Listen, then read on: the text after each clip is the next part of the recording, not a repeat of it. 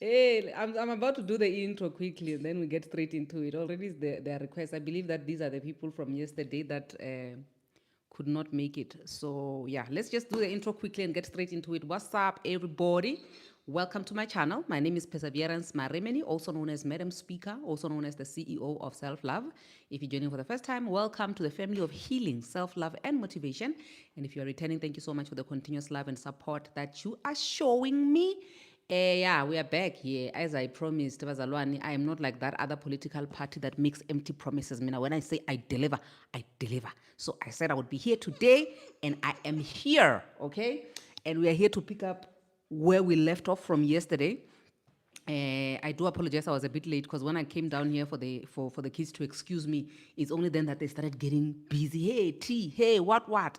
So yeah, but it's just a few minutes. I want to apologize for that. Let's get straight into it. I don't even have an opening statement today, Bazalwan. I have no opening statement. I just want the people who have requested to with the whatever sequence. You can start from user. User, are you one of the people who had requested? Hello. Are you one of the people who had requested yesterday but couldn't get a chance to speak? Now you're back. No, because I'm just joined today. Or you are only joining today? Yes. Oh, okay. But do you have a story to share with us, or you are just giving us Yes. moral support?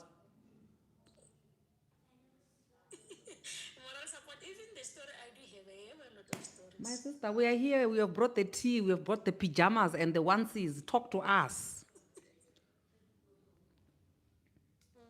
Oh, you mean me?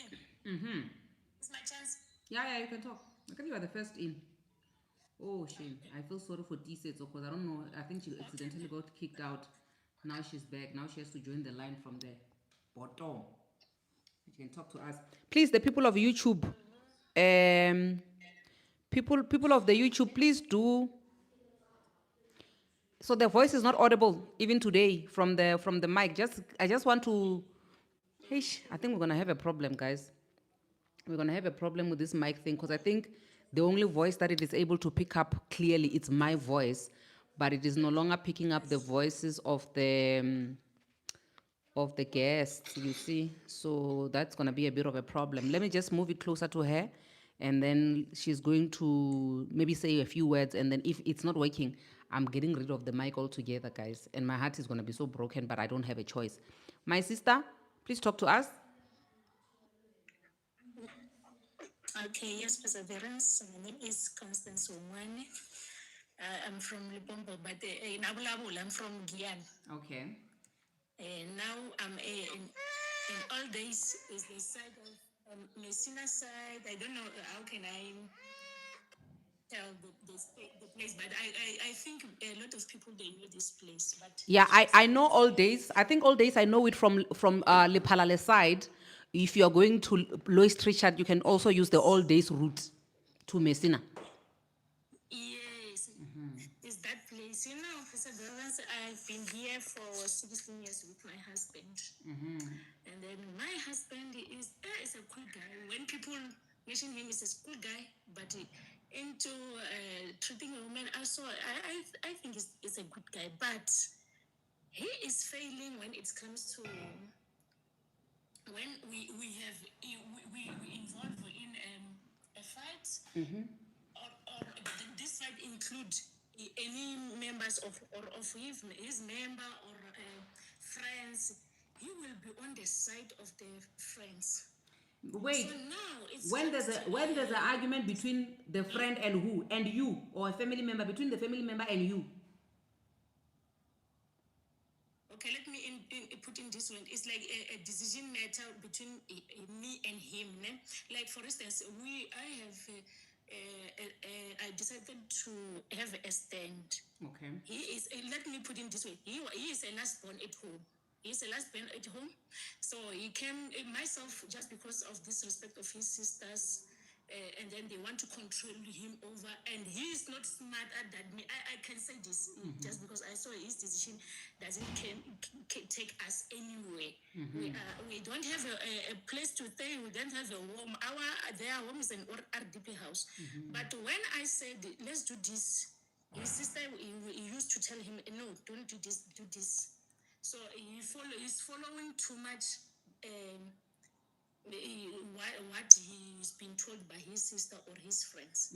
So I was been with him for 15 years, and then I have one child is a boy. Okay. So I got a job by 2024 in the mine at Venetia mine. For the first day, my husband see my contract form. I was earning higher than him. He wasn't happy at all. He was just pretending. So I began to work that year, and then things it was changing in our home. Everything it was we were doing well just because I'm not that person that I will force him to do things, whereas I know his salary is very small. But my wish it was to help him and to make us grow and build our own house, our own home. But it began to a problem when I look for Esther, just because he was coaching his friend that we should not be given our space. We have to build in his home, where I refused until I forced to go and look for a stand by myself. Just hold So, on for me. but Just hold on after for me. that, Siamiso, it was I can hear you guys from down here. Is it fine? Is it possible if you can just close the door to your rooms? Okay. Please. I'm already live, as you can hear. Okay. Yes. Sorry, sis. You can proceed. so. Yeah, I looked for a stand. So he was siding with his friends. Then, but I said Induna. We saw in the villages we used Induna to give us stand. So they were coaching him that you are not supposed to move that place because you are the last born. And then he was listening to them, citing by them. I was alone. So I looked for a stand, and then I bought a fence and make that place and look for the people who will do the fence. After that, I paid all the amount.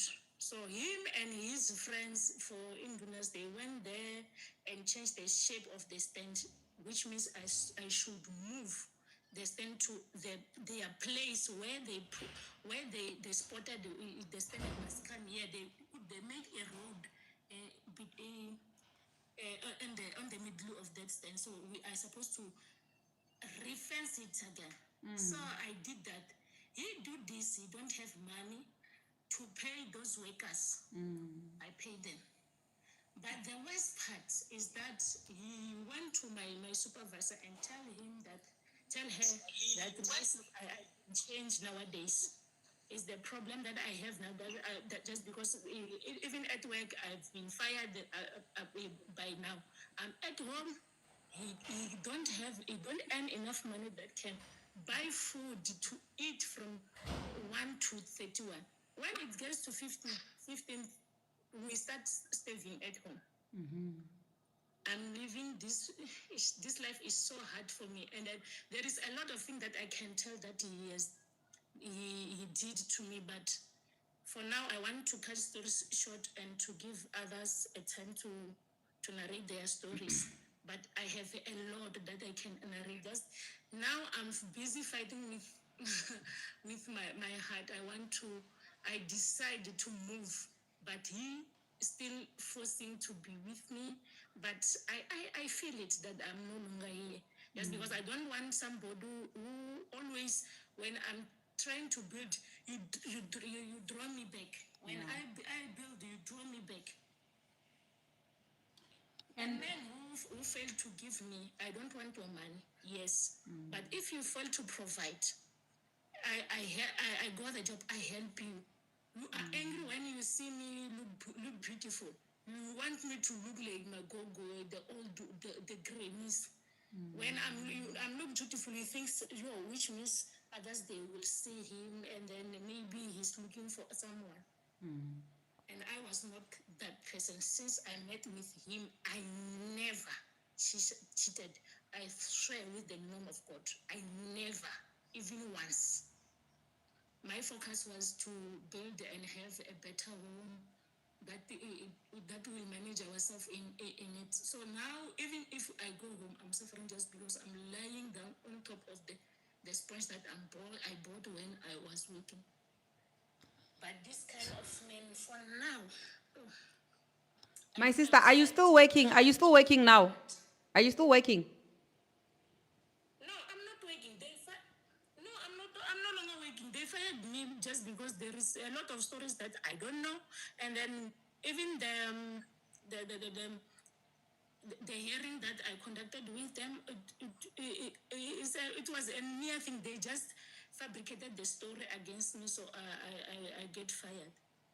And you are saying this is after your husband. This is after your husband had a conversation with your supervisor. Yes, he had this conversation with my supervisor while I'm off. I used to work 4 days, 4 days off.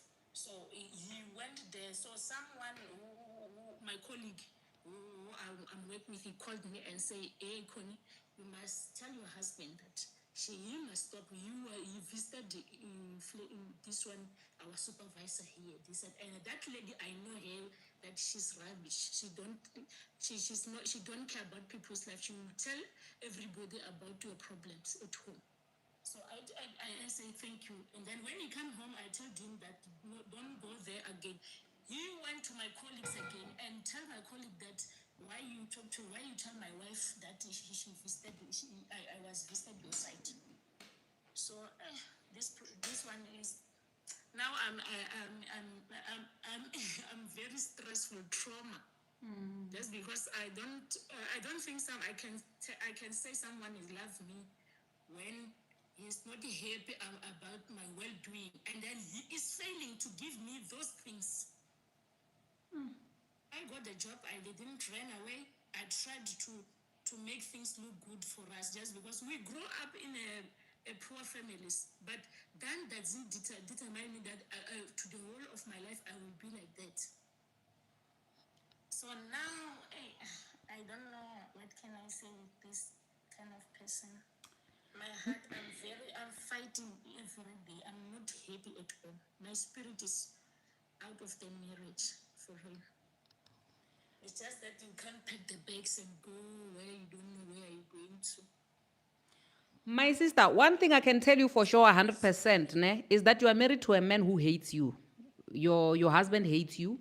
And this is a conversation that we always have with women here to say, it's not always that a man will marry you because he loves you. Sometimes he can marry you because he thinks that what you are will benefit him. And once he sees what you are becoming a threat to you, he now starts to resent you. So the man that you are married to, that you are finding difficult to leave, or you are still deciding, or you are hot and cold, you are lukewarm, you are in between, I want you to understand that this man hates you and you are a threat to him. And unfortunately, I think when you got into the marriage, you saw him that his thinking capacity cannot come anywhere near your thinking capacity. Many of us as women, we've got a problem of selling ourselves short because we think when marriage has located us, it's a blessing, then we take it and we grab it with both hands. And to a certain degree, I always have these conversations that as women, we limit God because we don't believe that God is capable of giving us exactly what we want in our hearts. So we settle for whatever that is in front of us. So there is never going to be growth when you are in this marriage with this man, because he will always see you as a threat, because he sees that you have so much potential. And the fact that you guys have got a family, but he was able to badmouth you to a point where you are losing your job, where your livelihood, which affects him as well, was compromised because of him. My sister, you are married to your enemy. I'm sorry to say this, you know? So now the big question for me, my big question, the big question for me, or the big, yeah, I don't know what to call it, ne? Between you and let me rephrase this, because I'm probably gonna take a screenshot of this and post it on other platforms.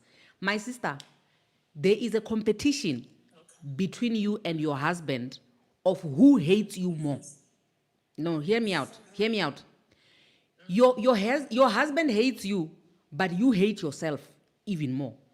So you, the you who is on the inside, is trapped because no one is defending the you on the inside, because that you who is on the inside has got two haters. Hater number one, it's your husband. Hater number two, it's you. In fact, it's the other way around. You are hater number one. You hate yourself more than the way I'm saying your husband hates you. Because there is no way you can tell me that you love yourself and you are sitting with somebody who is actually sabotaging you like this. When we talk about defending our children, protecting what is ours, let me tell you something, my sister. I love my kids. And the way I love my kids, I don't think anybody can come here and do anything to my kids and I will let them, I will allow them to do that. Because if I allow anybody to do anything to my kids, it will show that Mina, I love that person more than I love my kids. So, but because I love my kids more than any other person's child, I will always defend my children. So now take an image of your children and put yourself in that picture. This is you. The you who is on the inside is trapped, and the you on the inside needs saving from someone. And you are not saving that you who is on the inside from the hatred that you are receiving from your husband. So there are two people who are failing you in this situation. You are failing yourself and your husband hates you. And it's easier for your husband to hate you because you already hate yourself. So your husband is already doing something that your system is familiar with, you know. So if you hate yourself, when another person shows you hatred, it doesn't entirely, they're not embarrassed of showing you hatred because already you have neglected yourself. You have sabotaged yourself. You have shown that you are willing to compromise yourself for other people until you get to a point where your well-being, the protection of yourself and your heart and everything in you is not a negotiable thing.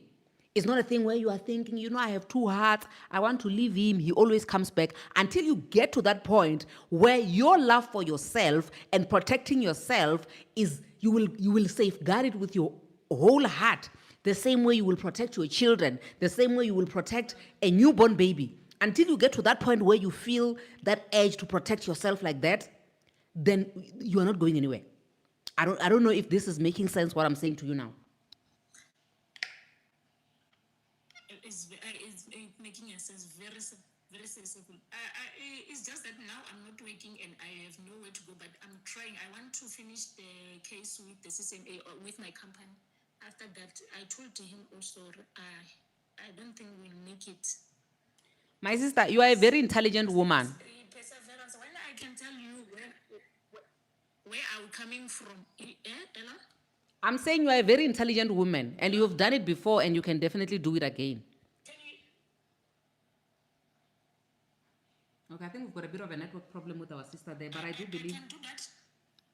I'm saying that now I have so much confidence in you because I know you are a very intelligent woman. If you've done it before, you can definitely do it again. And this guy will never add value into your life. And sometimes, you know, guys, we put God in a very awkward position where we go with our own choices, with our own, what do you call this, dominion that God has given us. We go and we pick people that are not even compatible with us to a point where they are way down there. And we expect a miracle from God for those people to step up and be on our level or to do even bigger things than us. But we are the ones, you could see when you are picking this person, or this person cannot even comprehend a woman like myself. They cannot handle a woman like myself. And that one, I saw even him, he mentioned that. So I think, he's a person who used to consult people. So they told him one day that lady, she's the reason you are waking. Remember, when we were young, we met at high school. By 2009, I got pregnant. So immediately with my pregnancy, after 2 weeks, I was pregnant for 2 months and 2 weeks. So he got a job this side and Venetian mine. He was working at another company. So I told him that, do you know that I'm pregnant? He said, yes, but now I'm not ready to have a kid. This first salary he gave me to go and abort 1,000. I went to Guyana and to the other doctor at Guyana, and then I do that. And then I was hiding just because at my at home, my father and my parents, they were very strictly. If you have a boyfriend, once you get pregnant, they will no longer want you at home. Or when they catch you with a man or some, they just push you to get married with that person. So it's the same thing that happened to me. We after abortion, we continued. And then it takes 5 years for me to have a kid, and until he go and pay my bride price. After paying bride price, I got pregnant and give birth by 2014. And then after that, I told myself that's because I take so long to have baby. Let me not prevent for having babies. Let me have another one. He told me that I don't want another baby. Things is very expensive. Okay, I leave it. I didn't. I continue prevention. And then when my son is 5 years old, he told me that I want a baby. Then we were trying. There is nothing. So I told him that you know you are not God. You can't control everything in my life. You want to drive me on your own way, not on how I am. So after that, there is a lot that happened. Perseverance. When there is another day, let me tell you the main problems that hurts me so much. The other day, we got fought when his sisters, those who are not used to talk to me, we were not communicating at all. They only communicate with him. But they visited at his house when I don't know. And then by 2012, I remove on my pillows. I remove the continental and the standard ones. I remove something like bones and the skins. I didn't know what kind of skin of that. Those bones I packed it inside the plastic bag of Indian shops. Those small ones, the blue ones, the small ones. I packed it and take it to another woman who I know is a traditional woman and ask her, what is this? So that woman asked me, where do you get this? I said, I got it inside in my pillows. I wanted to wash those pillows. When I remove it, when I started to tap it, I hear the hard things inside. So I insisted to open it and watch what was inside. So that woman told me this is a bones that they use. This thing can turn at night when you are sleeping with your husband. It can be a snake or a woman who sleep with your husband or a man who can sleep with you. So those things, I told him to call a meeting and we speak about it. He told me that no, let's leave them. Let's leave them. While by side, he knows that he's communicating with them freely. It's his sisters, it's his family, yes. But to solve the problem, he never solved that problem. It comes when your sister visited his home. At my family side, we're having funeral, and then even in their family side, they were having funeral. The house is RDP house, but there is nothing for them inside that house. I found everything. They took everything, and then they left the house like that. And then I bought everything inside. And then his sister said she's visiting. She don't call me. She call her. Yes, it's his house. It's a family house. They call him. And then he told them to go there and sleep there. Okay, just hold on for me. Because of my YouTube life, people are saying the volume is low again. I'll have to remove the mic. Let me just remove the mic altogether. YouTube people, today is the end of my relationship with the mic. Okay. Okay, you can proceed. Okay. Okay. So his sister visited the home. I was not there. I was in my family house. So I heard that. Which means I was looking for something that I don't have on my bags, and then I returned home to his house. I found my sister there. They want to sleep there, and then they are using my blanket. Whereas they took his blanket and told me that he don't have blanket. One of the good days we slept without a blanket, and in the morning I went to buy a blanket. They took it. So that day, when I went there, I asked my husband, why you allow your sister to come inside the house, whereas there was the matter that there's an issue of the pillows here, and you didn't address it to them. He said, where they will go, just allow them to sleep there. I said, no, they cannot sleep here. That day we fought until I took all the blankets and burned it outside and go and leave him and went back home. And then the following morning, he sent people to his people to come and fetch me. When they arrived there, my parents said, okay, she will come. They bring me back, and then they asked. Even them, they followed us just because they wanted to know what was the reason we fought yesterday. So it was in the meeting. My husband, he told his people that when my brothers and my mother-in-laws asked, and my stepmother asked him about what do you think about this. He told them that I will not leave my sisters because of you. My sisters and my relatives because of you. Is what he has said. And later on, you know what he do? He's a manipulator. When people went, just go after those meeting is finished, he come to me and kneel down and cry and say, sorry, I will not do that. It's just because I don't know how to talk. So just forgive me. I won't be like that again. I forgive him. We continued. But the issue of those bones and the skins is just left like that. We stayed more than 4 months to 5 months without him having a call from his sisters. But when the other day, I just came like, I'm the person who's very sensitive to things. Is there is something wrong happening around me? So I asked one day, the message get in his phone. It was his sister's daughter asking money from him. When I go through the phone calls of that number, I saw that this man has been long communicating with his sister 5 months after. And the problem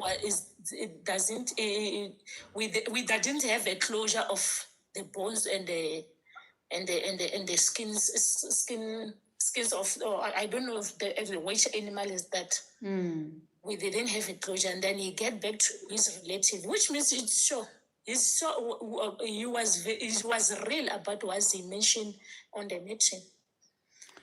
No, my sister, you know what, ne? It's make me now to.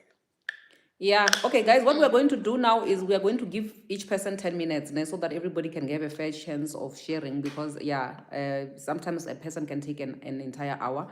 But what I want to say to you, my sister, is that, you see, once you get into a relationship or a marriage where you have to choose, or your husband has been put in a position where he has to choose between you and his family. Now, I always say, Uri, it's time for you to let go of that thing. There are many things which are evident, many things which are evident that this thing, it should not even be happening. It should be stopped, and yes, I do believe that you cannot separate people with their families, and that's why now I always encourage that when you have in-laws, you get along with your in-laws, you solve your problems and all of that stuff. But if the in-laws don't want you, the person who actually got you to be in that home, who is your husband, he should be able to support you. But if your husband is not supporting you, he's choosing his family, which he should. I believe I would also choose my family. Because imagine if I was in a position where I had to choose my husband. Now I'm divorced now, and my family is going to be my family forever. So if you're in a position where now the guy must choose between you and his family, my sister, it's better you just choose your own family, let him choose his family, and part ways. Because there's a lot that's going on here. With my family, I can tell you a lot about my family. I don't have good relationship with them. After finding out that there is something this to me, destiny sharp. My parents and my father confirmed that after asking them, just because I said to them, Daddy, I have problem at the church. They told me there is this and this. What happened?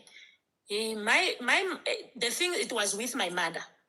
Came with my mother and take me to the bush and dig and put that tin of milk, the baby milk, like pelagon, like that.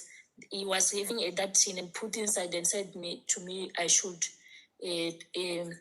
put to close with the soil. So which I did, and by that time I didn't know what they are doing to me. So, but my father confirmed it to me that those things. It's Shwanakajo. I don't know by English what can I mention this one. He said this is Shwanakajo, and then when isn't that like a zombie or mkovu? Chidudwan. Isn't that short man? I don't know what is. Perseverance, if you are not a witch, you don't know what people did to you. And when they will narrate their stories, you will not understand anything just because you don't know what these people are crazy or what. Just because he told me that they did that things that even when I'm too far, they know that I'm progressing. They can close it or open it if they want. And then they either told me like, they wanted me to not get married. Even if I go for a marriage, I must stay for a little, maybe a few months and come back home. And then they didn't want me to come back home with kids. So that thing, he promised that if you come to me, I can take you to another sangoma so you can remove that thing. So myself, I afraid to go there just because of what makes them to go and start that thing just because God made me perfect, and then they tried to change to add something. Imagine being bewitched for a useless man. Like, what a double-edged sword. The guy is useless in every way possible. This side, they're bewitching you in every way possible for this useless one whom you are not even enjoying the marriage. You see, if they were bewitching you for a man who's got a whole lot of money and stuff, I was going to understand. Guys, sometimes you must just ask yourself, is it worth you suffering? I don't know which of our admin got rid of our beloved guest. Yeah, let's just give each other 10 minutes each, guys. I do apologize for that. Just look at your timer while you are talking so that you can give others a chance. I would hate to have to leave a whole lot of people like we did yesterday without giving them a chance to speak. So I think 10 minutes is fair per person. Who do we have? We have Sibu Madiba. Sibu Madiba, talk to us, darling.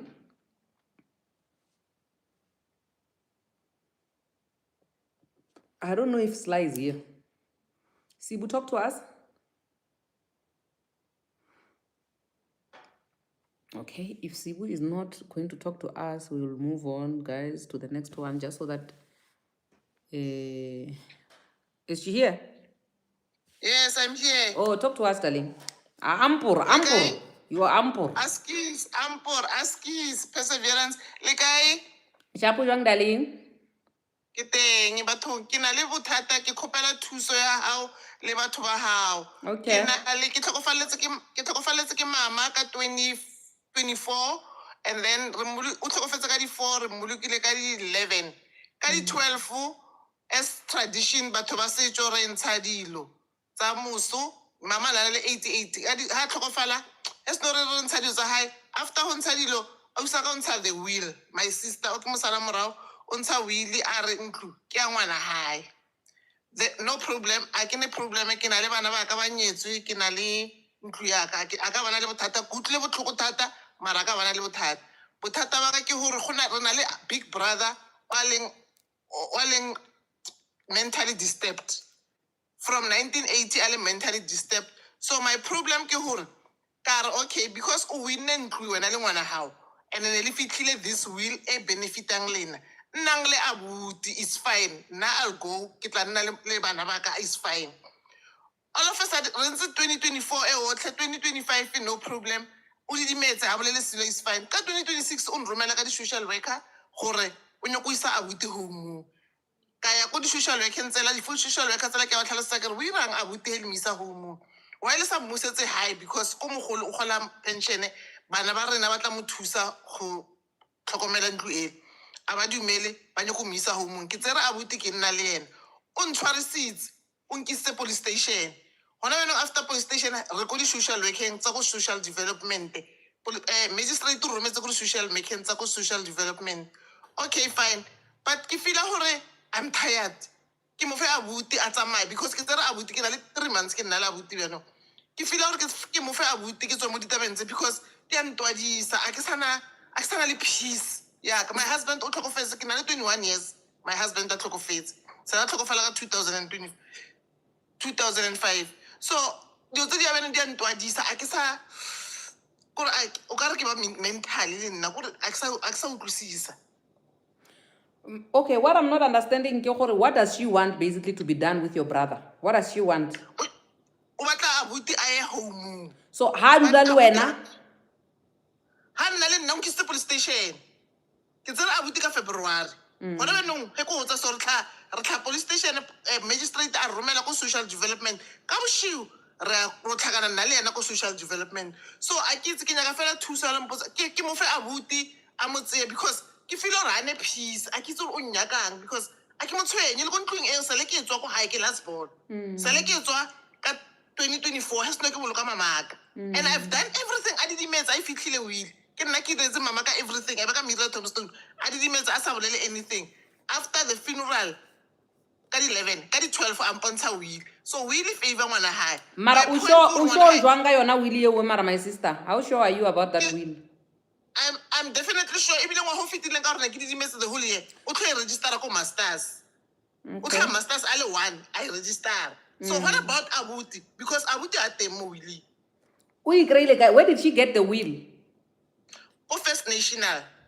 Okay.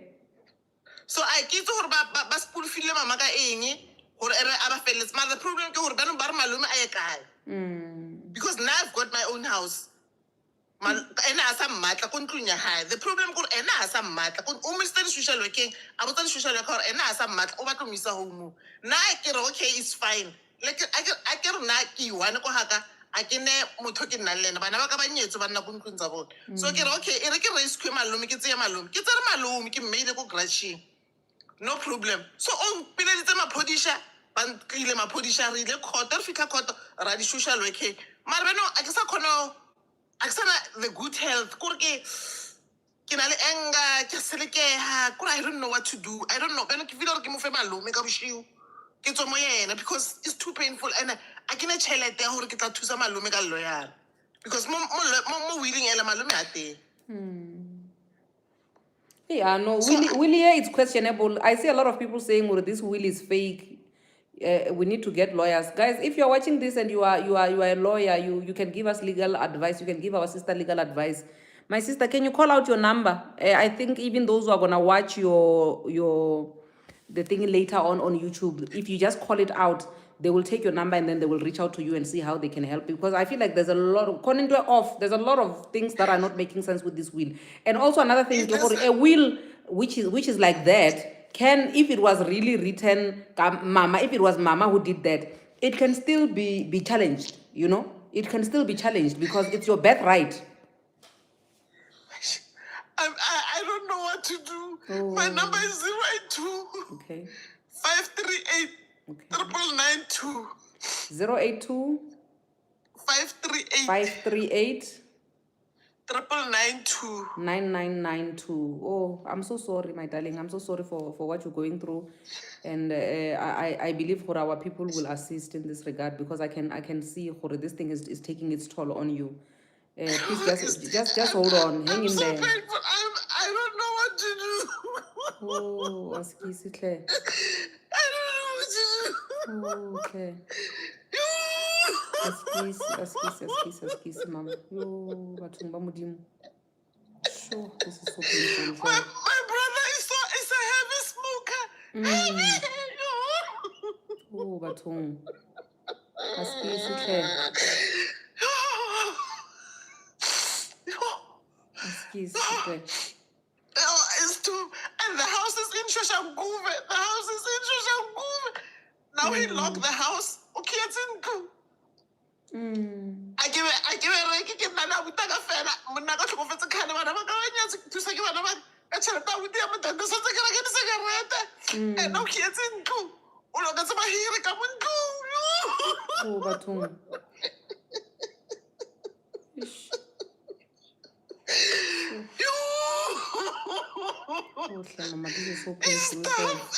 It's so tough. I don't know what to do. It's a lot. I I don't know. Oh, hle. I don't know what to do. Ish. Yeah, this is a lot.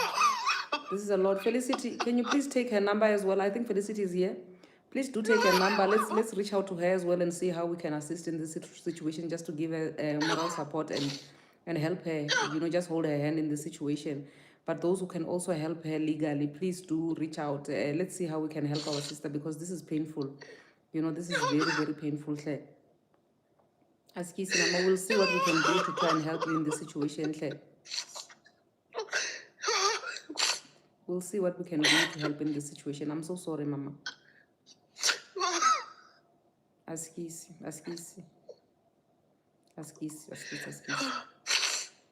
No, it's fine. We will reach out to you. Yes. Perseverance. I can say, after the death, that's not answer the way. I said, okay, it's fine. And Mama, 88 years, okay, it's fine. But my problem is, so why I kiss a police station? Because only 2 years left, I judge her because I can't. I've got my own house. I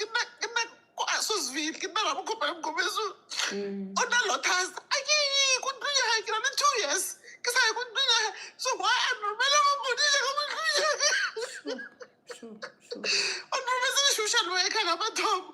social workers and it's a private. I don't know social workers. That's what. Social workers and it's a private. Okay, fine. Can you imagine? Because I'm not feeling. I want to pay my bill. I'm inside this senior. No problem. Malufile kwa mugratching. We do now mugratching. And the gosh, I think I couldn't make a munduka. When I go in last Ukraine one, I can call it almost straight because that's a couple of Malufile. When I go on the high. Every day something is for a game why you want to hear Malufile. Give me an angel. It's a way I can happen. It's a lot. It's a lot. Sure. Askisi. Yo, there's a lot. We will try to reach out to you, Felicity. I believe she got the number. If you didn't, we'll go and rewatch on YouTube. How can we help in this situation? I'm so sorry, Mama, but I do believe we'll find a way forward out of this situation. Just for the fact that you came out here and you are seeking for help, and I can see how much this has broken you, but I just want you to be encouraged. You will be okay. You will come out of this. And for the fact that you are seeking for help, you are crying out for help, you will get the help that you are looking for. You will get the help. Can I give you another? Let me give you another phone number. Okay. Okay. 082 48 24 355. Okay, you're saying 082? 082 48 24 355.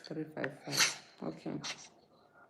No, I want to stress, Mama. We will be in touch with you. Askisi, please, let's see how we can help. You can see the situation is really bad, and all she's trying to do is just to help her brother, and she just wants peace. Where we can help, let's come together, let's join hands, and let's see how we help our beloved mother. But yeah, anyway, thank you. But don't worry, we'll get to the bottom of your situation. All right, Mom. Yeah, guys. You know, there's nothing as painful as being the pain that has been inflicted by a sibling, you know, because there are people by Longore, we just want to have peace with our siblings, especially when we don't have mothers and stuff. So being in a position where you don't have a mom and you are being inflicted by this pain by your very own sibling, people that you shared space in the same womb, secret places where not even your father, not even your aunt, not even your uncle can relate because they've never shared that sacred space with you but your sibling. And now when you're in a position where your sibling is the one that is hurting you the most, that thing, guys, I explain it, you know. I don't think we're even pain from mujolo can compare to the pain that is inflicted by a sibling, you know. So let's see how we can help our sister, guys. Let's come together. In you I trust. I know we're alone, I'm not going to be able to do it. But yeah, we shall be in touch with our sister Mamoyo. Hi, Sissy. How are you? Good, thanks. How are you, darling? I'm okay. Yeah, after watching The Polygamist, for me, it was like opening the old wounds that I still need to heal. I thought maybe I've healed for the past 10 years, but only after watching it for 2 days, then I managed to finish up to 22. I haven't healed. So my story goes like this. I came to South Africa end of 2011. Life was okay, and I met my soulmate, let me say. The tall guy, handsome, caring, and everything was okay. We were in love, I don't want to lie. From Midrand, we moved to Brakpan, Johannesburg. You know, people would always admire us and everything was okay. We had a baby. She was 2 years. Everything was just beautiful, guys. I don't want to lie. Yeah. It was just beautiful. Then 2014, we started trying for a second baby. Okay. You know, I would go to churches and all the stuff. So for us, it was late. So we had to do everything possible to have a baby in that time. So by the time when I was just tired of trying, 2015, I found out that I was pregnant. Okay. Late 2015. We were so excited. We were happy. Everything was just beautiful. Then when I was 5 months pregnant, I was so thin, you know, I couldn't even eat anything. I used to survive with apple juice only. Sometimes fruits, but not always. So I lost weight. Then one day, my husband, the late now, used to work at one of the spare shops that is like Midas. So she used to be the manager there. One day I got a call from a lady, Dinelle, Sutu lady. I knew her from work because sometimes they would come for braai on weekends. Like we host them. Everything was just beautiful. Then she said, you know what? I want to see you, but don't tell Donald that I'm coming. Then I said, oh, okay, fine. They come, Dineo and Tumi, two of them. They said to me, do you know that your husband is dating? Are we allowed to say names here? Yeah, actually, we don't even see your face. It's okay, my sister. You can say the names. Okay. Uti, Dineo said to me, do you know your husband is Jola no Pretty? I was like, Pretty? What? Yeah, that's cleaning lady. So I promised them that I'm not going to ask. As soon as they left, I put on my tight. Remember, that time I was almost 6.5 pregnant. I went to the workplace. When I get there, the girls who were working there, the managers, because it was an Indian company, they could see that there was something wrong. Then I said to the girls, do you know that Pretty is dating my husband? They said, no, there's nothing like that. So I said, no. I'm telling you, I've got proof. So they said, no, you can go home. How far are you? I said, anytime I can give birth because I was just tired. Then I went back home. After some weeks, my husband used to come home late that time. Used to come very late. So So one day I decided to go the way where they directed. Said they will go and sit by the stadium. I followed them. It was very late. The time I followed them, they used another way, so I did not see them together. So the following day, I decided to go to his workplace. That's when I tried to fight with the girl because I had all the evidence, the messages I got from the phone. When I got back home, I got the, what you call it, the messenger of court. They said to me, there's Pretty Mabena. She's opening a protection order against you. You mustn't come to where she's working. I said, but my husband is working there. So how come I'm not supposed to go there? So I went to the Brakpan court. I said, no, there's a case like this, like this, like this. There's no way I can be stopped to go to my husband's workplace. Then the lady was like, you look heavily pregnant. How far are you? I said, anytime I can give birth. Then they said, okay, you must come. The following month, I was 9 months already. When we were about to go in the court, the water broke.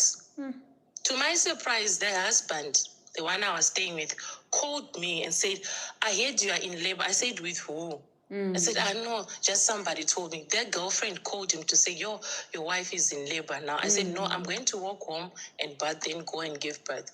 I delivered my baby on the 15th of January, 2016. I was so heartbroken. He tried to fix things. He bought me a car, but I was so heartbroken. Then he started blaming me that, why are you not forgiving me? You know, I'm a man. You must forgive me. I said, no, I can't. I was so broken. Then the series keep on happening, new girlfriend after girlfriend after girlfriend. So 2018, fast forward, 2018, my sister passed on. I had to go back to Zim for a burial and come back. When I come back, I found out the house was empty. You took all the property and left. Yeah. When I come back, I charged my phone. When I charged my phone, I found the message that said, I left your keys by the window. It was the car keys and the house keys, the one that he was using. He took another car and left another car. I didn't even try to call him. After some days, he called me. I think 6 days, he called me and said, I'm coming. He came at around 9. I opened the door for him. We started kissing. He slept with me raw. After 6 days of leaving me, no explanation or anything. So when he was about to release, as a man, I pushed him. I said, no, there's no way. Like, you are still my wife. I paid lobola for you. He left. You know what? Perseverance. I thought that my husband is back. The thing that breaks me is like, no, he's back. Men are like that. Abantu bazotini. What about my family? Because Mina, I don't know my mother. She died when I was 8 months. My dad passed on 2000 when I was 10 years. So I was raised with a step family, like my dad's brother. So, I felt so stupid. How could I do that? He left. The guy disappeared, Sissy. After that, some months. After that incident? After the incident of sleeping with me, he disappeared like he never existed. He left. Then after 2 weeks, I got a call from Mashonisa from Kingsway, Brakpan. They said, Sisi, where are you? I said, I'm in Brakpan. Uti, do you know Ngzokdu Blangiti? Why? Uti, your husband took the loan of 20,000. Uti, when are you? Ushonil. Hi, my sister. Hi, my sister. Uti, this is the profile picture, and they began ballet, rest in peace and stuff. I was like, hi, my sister. I'm telling you, I always say this on my life, and people think I'm joking. So I went to see this man. He was a vendor staying in Kingsway, Brakpan. I said, I'm still alive. Lucky enough, I went with my kids. I said, no, this man left because my little girl was 1 year, 4 months. The older one was 6 years by then. So soon after that incident, I got a number from Mozambique. He called me midnight. Uti, are you okay with the kids? I said, who's this? Uti, please, if anyone comes and look for me, just say you don't know where I am. I said, but when I was about to explain to what happened, he dropped the call. I never heard from him. Then he stayed for about years. Guys, I was wearing size 32. I was so broken. I went back to look for a job. Thank God I started working as a private carer. Things has been going on. I managed to buy all the property. Things has been okay. 2024, just fast forward, 2024, on the 27th of October, no, he come back to Brakpan, started staying with my friend. I'm not going to mention her name. She used to be my friend. I found this lady, she was pregnant. Somebody told me, when do you know Josie is pregnant for your husband? I confronted her. Yeah, that's what is the, yes, the indoda is like umbila, we can share. I was broken and they were staying like 2 streets away from me. I said, oh, okay, fine, no problem. They give birth to a baby boy. Then I tried to speak to the lady. Can we have a mutual relationship? My kids has to know the brother. And feel free to let my kids come and visit the father. 27 October 2024, my father died. I went to Zimbabwe. I came back. So I was just tired. That's when you start to everything started to sink. Like, I just buried my dad. I'm back here. Then my kid said, Auntie is outside. I was like, Auntie, yeah. Then I looked from the window. I could see that it was that lady. Then I said, oh, okay, let me go to the gate. So I thought she just came to say, I don't know, in my culture, they said, if somebody, you just go to say sorry. Like, Yeah. So I went outside, they said to me, so sorry, we heard about your dad. I was like, it's okay, he was old. So I was expecting to see the husband with them. It was the brother and the lady. Then I was like, oh, okay, it's fine, thank you for coming. I didn't know, but Donald wants to see you. That's not his real name that I'm using. Okay. Donald wants to see you. I said, where is he? He's in hospital, Far East Rand Hospital. I was like, is everything okay? No, please, we have to go today. That was the JONASI part, the painful part of it. I didn't want to go that day. It was Sunday. Monday, we went to the hospital. I had this mind that uzombona. I dressed smart and put on the loud perfume. Masfika esibhedlela, there by the clinic, I saw this man, sorry to say this, I could see that he's dying. He was even taller than the bed itself. I couldn't even recognize him. I was so heartbroken. Then he wanted to hold my hand. I said, no. I was scared because that's not the man I knew. That's not the man I stayed with. I said to him, what's wrong? He started crying. We left the hospital. So that was October. I arranged with the lady that every Wednesday and Saturday, you must come and take the girls and let them go and see the father. So the routine has been happening. Even if I'm not there, I'll call, did you take the girls? Yes, okay. Then on the 23rd of December, he was discharged upon request. Like, they could see that, because even the doctor said his system has shut down because he defaulted. There's no way he's going to come out in this hospital working. So I spoke to the lady who was the wife by then. I said, can't you take him home? Because if he died here in South Africa, it's very expensive to take his body to Zimbabwe. Yeah. They did that, not knowing that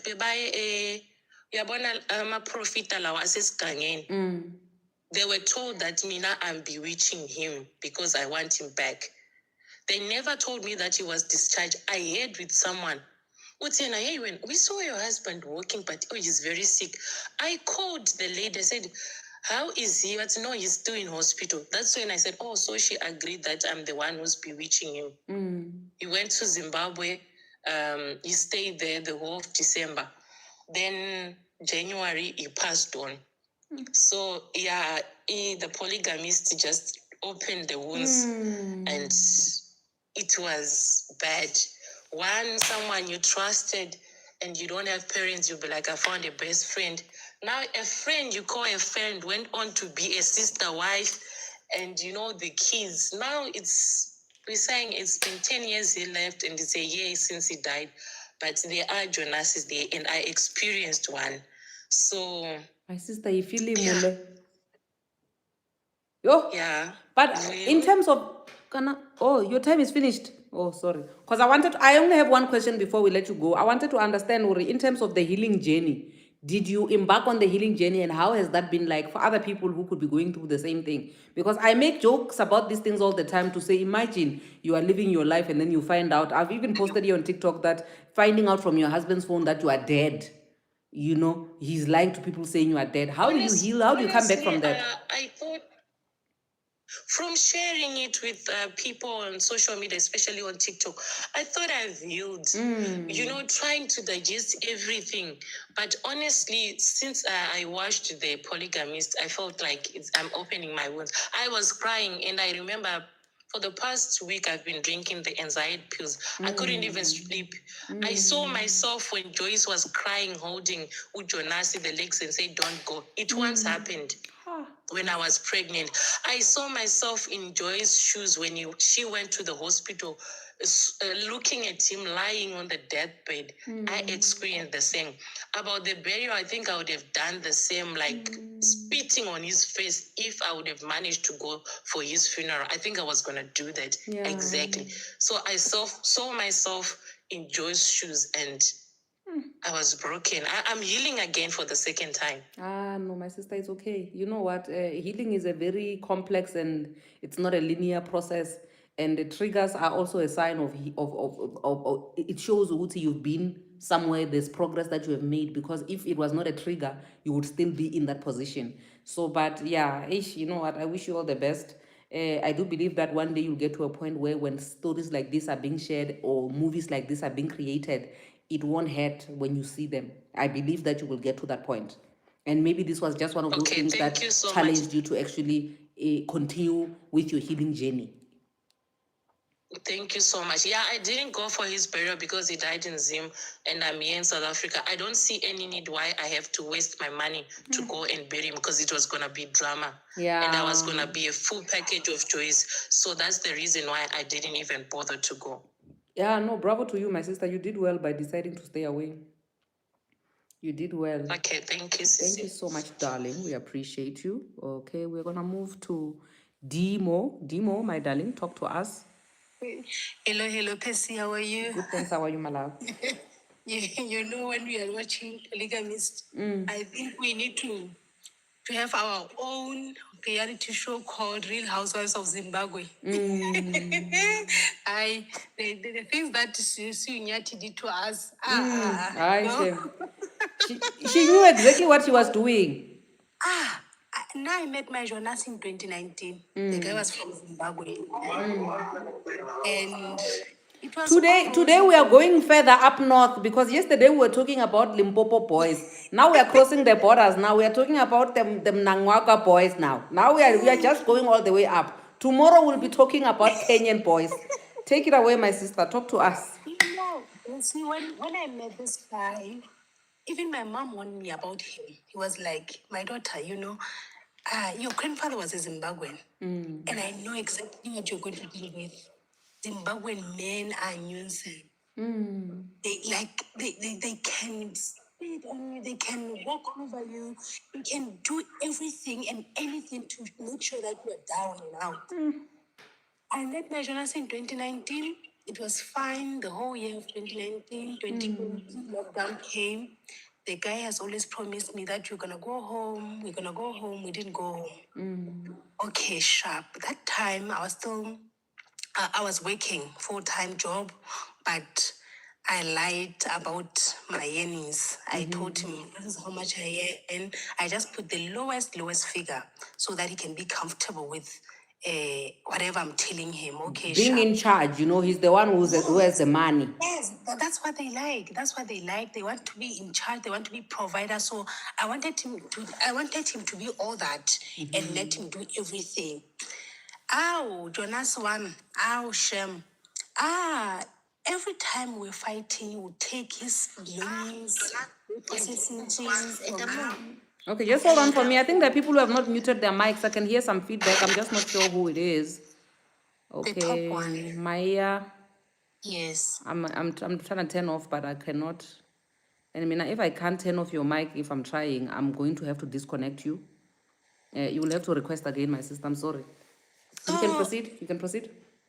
So Percy, like we lived together. We had our own Afrikaans marriage. I don't know what was into my head when I decided to be in that Afrikaans marriage with him, but we continued like that until we decided to buy a house end of 2020. Okay, sharp. It was a house next to where we were renting. We lived with my JONASI. It was all good, and after that, he stopped trying. When you knew your person to be someone who didn't, he's self-employed, so he would go to work Monday to Friday, Saturday half day, Sundays we are together. But after we bought a house, things changed. And this guy apparently he had a stable relationship outside of our relationship, meaning I was a side chick in my main relationship. I remember in 2024, I even reached out to your WhatsApp community to say, guys, I'm in trouble. Now we are separating with this guy and we have a house together. I don't know what got into my head to buy a house with a boyfriend. Okay, okay, sorry, my darling. There are people who actually don't know what is the meaning of Afrikaans marriage. They're saying, is it a white Stay wedding? together. Please help. Stay together. Afrikaans marriage is fat and set, cohabiting, where you are staying together with somebody where you are not married. So it's fat and set. Okay? Sharp. Let's proceed, my sister. So now, after I reached out to your WhatsApp community, they were advising, can you take this guy to court? Yada, yada, yada. Then I didn't want to take that route because when we started staying in that house, a year down the line, I decided to enroll. I remember I even had this friend of mine who said, when every time you're heartbroken or if something is happening in your life, you enroll for another qualification. I said, yes, that's how I take out my anger. So I enrolled at Vets. I'm currently doing my PhD at Vets. So JONASI was taking advantage of the fact that I'm now full-time at school and I don't have a salary because I had to take a study leave. Now JONASI was playing with me left, right, and center. I said, okay, this guy, he doesn't know that as much as my salary is cut, I still have a remaining like 50% of my salary, which is able to pay the bond of the house. Okay, sharp. Then JONASI was now dating this girl from this retailer store in one of the towns in Lesotho. We are staying in Lesotho. So I just said, okay, you know what? From this nice Mujolo straight to Vescopis, I was admitted in 2024, end of 2024. I got admitted in Bloom Care. I stayed there in a psychiatric ward for quite some time until I come back home and deal with the court issues. Mind you, I'm a student. One, I'm now attending a therapy session, seeing a psychiatrist, doing all these sorts of things. Thirdly, my ma'am Percy, I had to undergo brain surgery last year in January. I suspended my studies. I put my life on hold because of the brain surgery. Then I decided, no, this guy, I really need to get rid of this guy, to take this guy out of my house. Then I had to go all through the court cases until JONASI was taken out of the house by the courts because he was so stubborn. That guy would tell me that your life is in my hands. You cannot do anything because now he has that idea of my salary structure that I showed him. He didn't know the salary structure after I got my master's qualification because I didn't tell him that.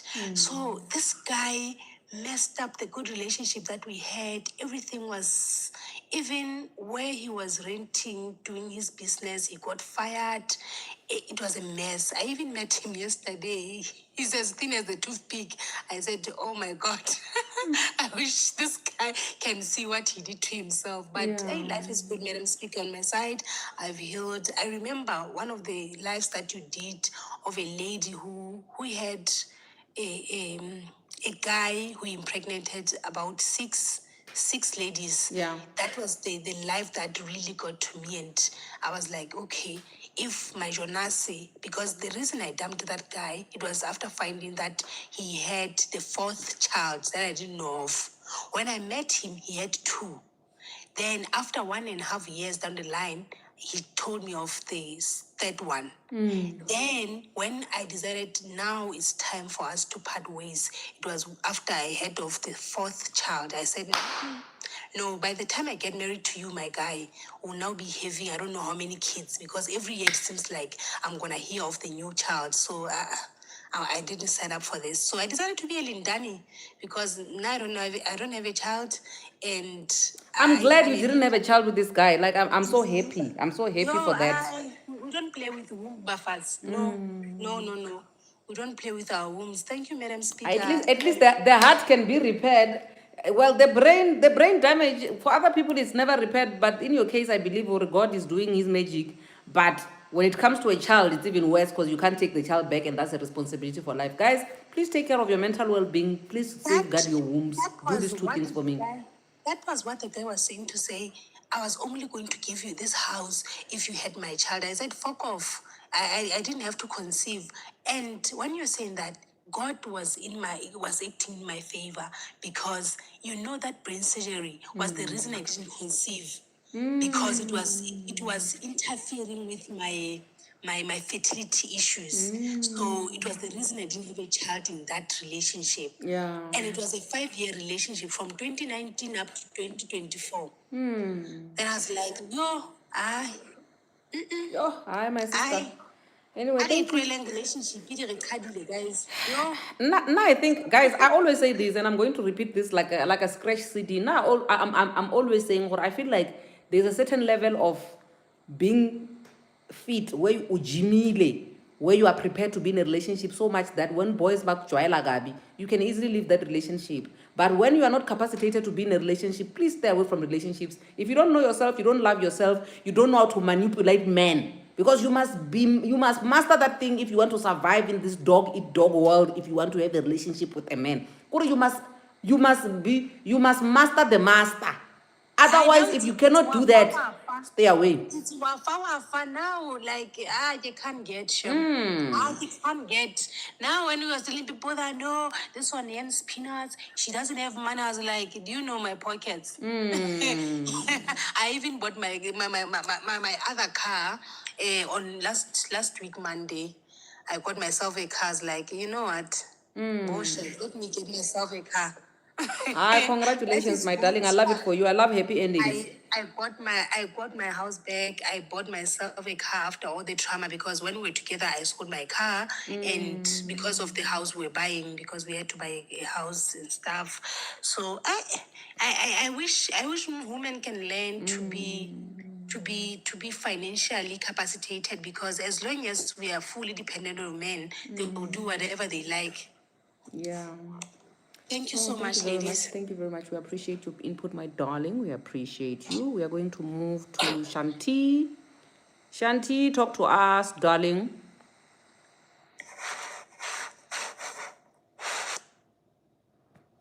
Shanti, talk to us. Going once.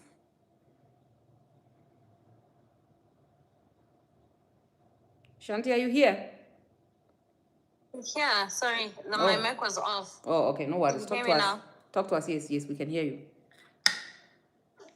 Okay, thank you for having me. I'm currently going through this, so I kind of like need advice. So my current boyfriend, we have a baby together. The baby's like 3 months old. He's been unemployed for 1 year, 6 months. I've been literally taking care of him for 1 year, 6 months. Okay. He's been staying at my house. I've been feeding him, buying clothes for him, doing everything for him. Literally, I've done everything for him. So he got a job 2 months back. And then 2 months back, when he got a job, the first month, it's when I was discharged with the baby because the baby was premature. So we went and bought clothes for the baby. Fine and well, everything went well. That was the first month. That was first salary. Second salary, that's when he went out to drink. He left me with a card. He went out to drink. I continued life as normal. I went to do shopping with his card, bought the baby stuff. So he came back fighting, literally fighting for his card, saying that he wants his money. Why did I go and buy my baby things? Now it's my baby. It's like, yeah, you bought your baby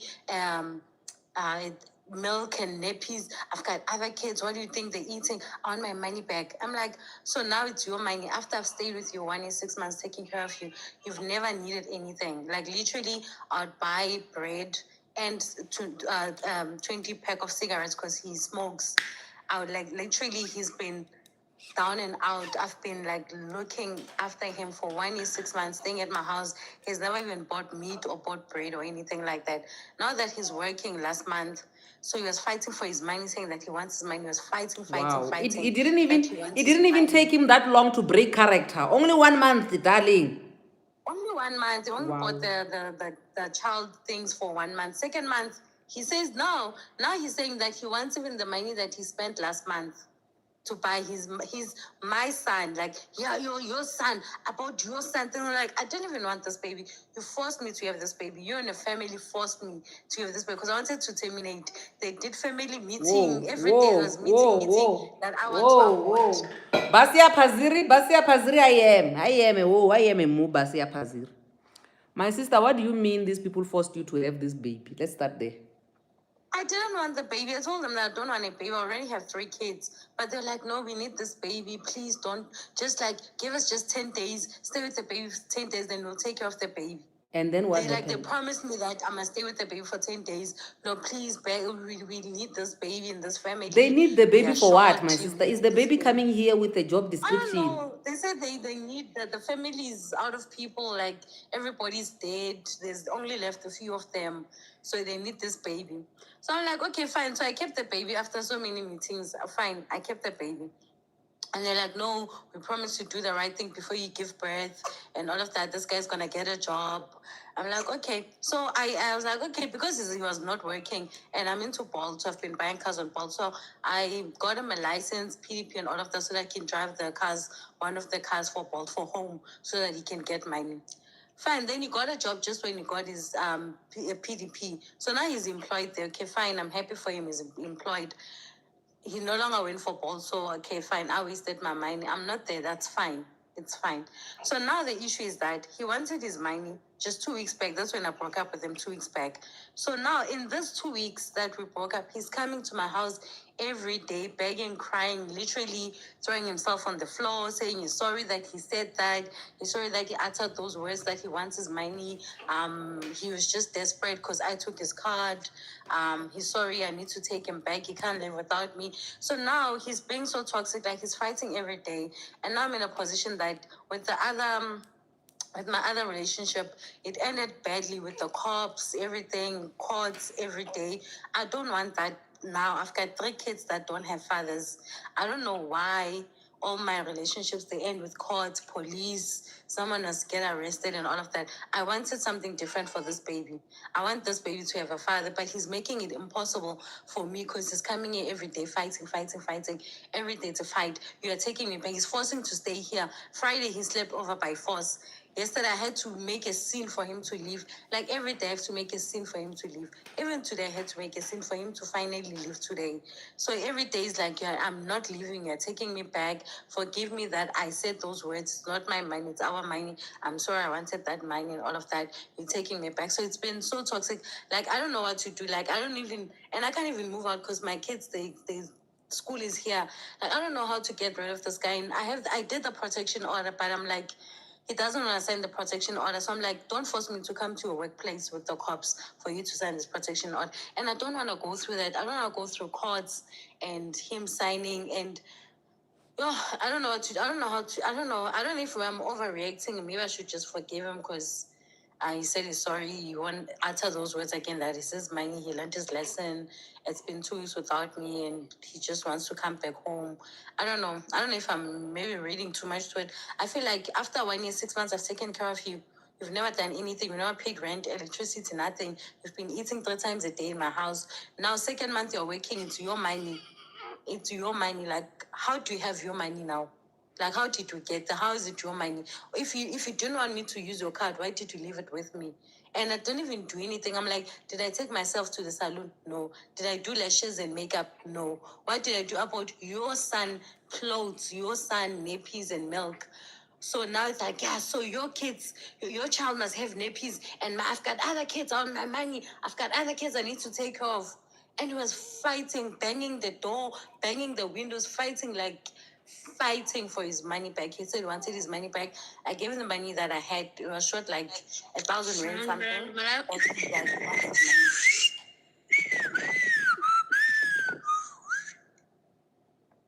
Sorry about that. So yeah. So now I don't know what to do. My sister, you know what? This is a how train. Okay, I'm going to have to remove this person. My sister, let's start here. This one of yours is a how train, is very, very fast, the way you are talking. Number one, because you are saying let's start with the baby. You kept the baby because people said they need this baby because this family does not have people, and this guy has other kids that now need to be taken care of. Where are these people who said you must keep the baby now, that you must give the baby to? Number one, where are they? The family is there. The family is present. His mom is present. I speak to the mom every day. They speak to him. They bam Kuza every day to say that don't do this. Don't. His family is on my side. But my sister, in terms of wait, every time he does something, I call them. This is why I always say, guys, you cannot gift people with babies and keep the gift. The gift is with you. The gift is your responsibility. Because they're the ones who wanted the baby. What are they contributing towards the baby? Because now the baby is with you. They are calling you. The baby calling is not going to change the baby's nappy. When the baby wakes up at night, you must be physically present and be suffering postnatal depression with this man who does not want to share his money with you. Where are they? What was their, in terms of... Maybe my questions are not coming out right. Number one. No, I understand what you're saying. The mother was staying in Makai. She's coming next week. She said she's coming on the 26th to take care of the baby. So, but she's been when she's here, she is helpful, but she's not based this side. She's based in Makai. So, the mothers have retired and all of that. So, they just left him with the house and everything. So, now the mother's coming back on the 26th and she'll take care of the baby. That's what she said to me. So, she's coming back next week. Number two, my sister. I love you ladies, right? Whatever that is coming out of my mouth is out of love. It's just that I like tough love. I think tough love is nice because it doesn't sugarcoat stuff. Number two, my sister, you are saying, Uri, your relationships with you've got 3 babies before this one. They didn't work out. Things didn't end well. It ended with the police and this and that. Now you are making this new baby that has just come in now carry this huge responsibility of making sure that things end up differently in this situation. So it's this baby this baby entering planet Earth brand new from the coochie already has the responsibility of making sure that this relationship doesn't end the way the previous relationship ended. My sister, are you hearing me? I hear you. That's what I'm trying to do. I don't want this. I don't know. I'm trying to find a way I can make this to end amicably for everybody because I don't want to go through courts and police again. I don't want this baby to grow up without a father again. He's a present dad. He comes every day. He loves his son. He takes care of his son and all of that. He's just a shitty boyfriend, but he's a present dad. He's literally here every day for his baby. My sister, if this guy with the will that the Lord God Almighty has given him, God forbid, he decides that he wants to be an absent dad, what can you possibly do to stop him from being an absent dad if he wanted, like the other ones who are not there? What can you do to him? Nothing. So I want you to understand. So the reason why I'm asking you this is because I want you to understand, Uri, you have no control over that desire of your heart that you have right now. You don't have control over that. Do you understand what I'm saying? So meaning, Uri, you must just do away with that trail of thought. Life happens to the living. You are here now. The baby is here now. And the baby is fully your responsibility. The mother is going to come. It's going to be cute. You know how some of us would like to hold the baby. Oh, it is so cute. Mwah, mwah. Oh, it is crying. Oh, it is puking. Take it back to the mother. That's how people are. But the one whose the baby came out of, it's yours. It's your responsibility. I want you to understand that. Number two, I want you to understand that you have absolutely no control over how this relationship is going to turn out. And you need to take the responsibility you've put on the shoulders of this new baby that things must turn out differently. This is why I always say, well, guys, you see, when it comes to things that involve other people, you must never entirely put your eggs in one basket when it comes to things that involve other people. This is a relationship which involves two people. You see, when you say, I want things differently for myself, my mother was not educated, I want to be educated, you can go to school, it is all from you. Everything is coming from you. But now you're talking about things being different, involving other human beings who also have the free will that God has given them, who can decide anyhow they want to decide tomorrow, and you don't have any control over that.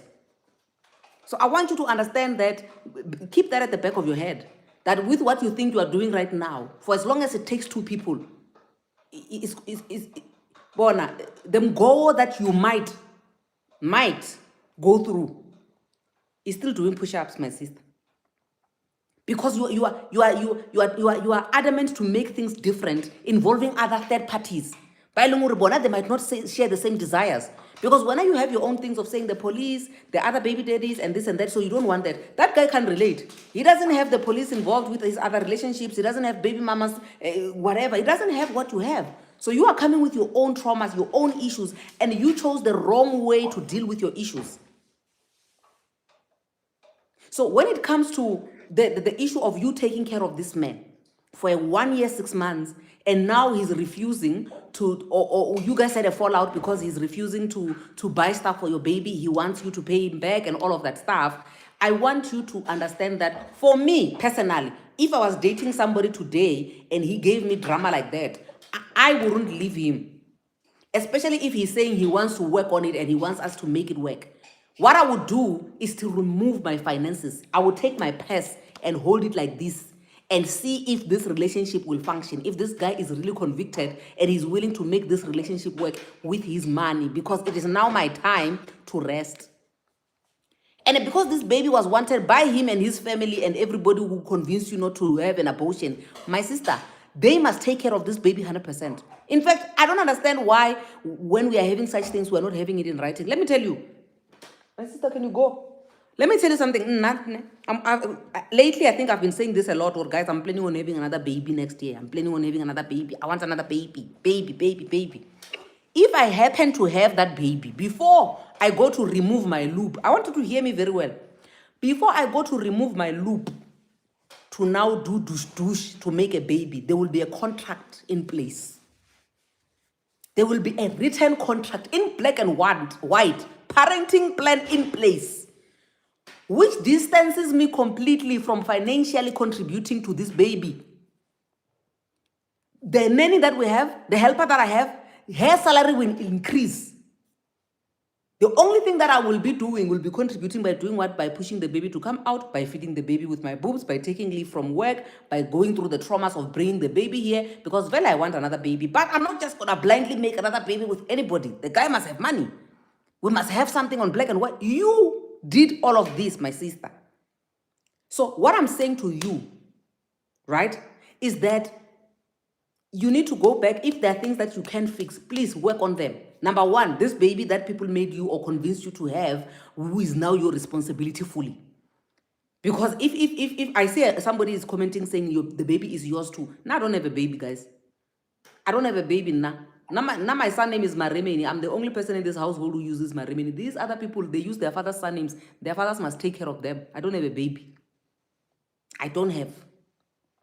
So even that's why I won't carelessly fall pregnant for somebody that I know that now the baby must be my responsibility. It must be a discussion. Even these 2 ones that are here, it was a discussion. It was a fasting and prayer. It was drinking fertility pills. The babies are here. You must take care of your babies. Don't have children.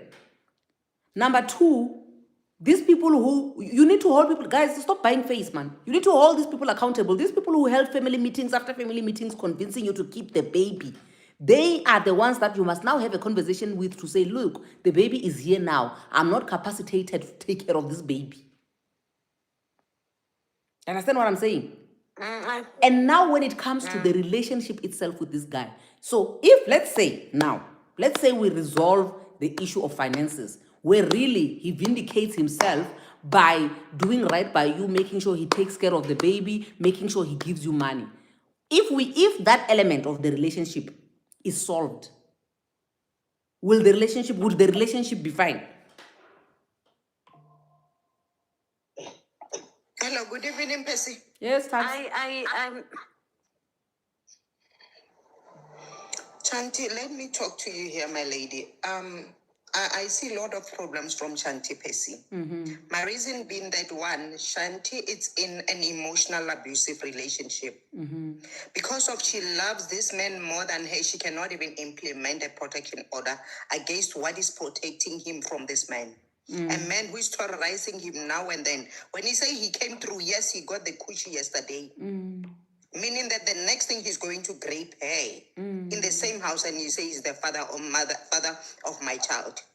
And then two, because you are protecting his dignity, you are not even following up with the police to say that, but this person is declining to sign this protection order. The police don't even sign this. So my advice is that you need to find yourself first, because of the other thing, even the family, you are not making them to account. Now they are coming to stay in your house, to take care of your child in your house, and that mother is going to eat your food. A very stupid fool. If I'm your in-law, we will sit down and discuss to say, yeah, I wonder, Marekemang. That mother, when she comes here, I hope you were saying she's coming to take the child and taking her to Limpopo to be with the child. I hope that is what you were saying. But the fact that she's coming through to come, and you are listening to the soothing. Have you heard people talking about the in-laws here, what they do? And I don't even know, or Pacey, I'm married and I'm okay in my house. I don't take advices or talk to my in-laws in any way regarding my relationship.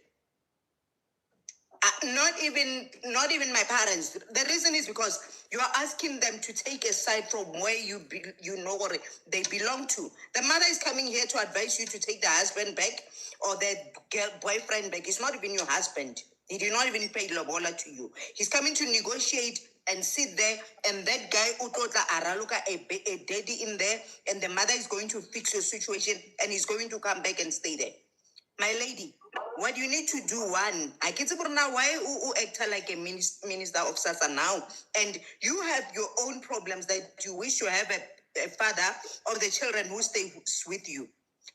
Guys, ase mang le mang we leng gore o bele go mo lefaseng a tlo ba le monna ka re ga ntlo a godisha bana le monna. Amen.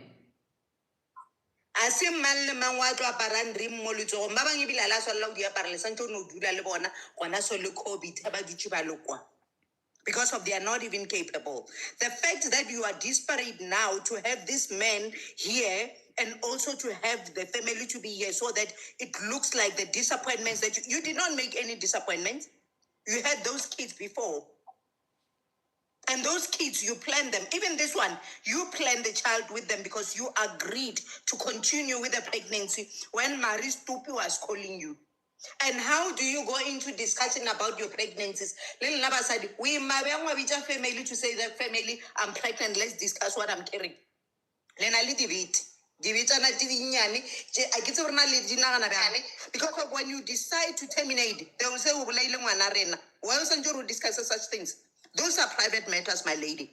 Now, you are going to discuss with the family. So they say that family, we had an agreement that when I give birth to the child, you will take the child in 10 days. Currently, the child is 4 months old.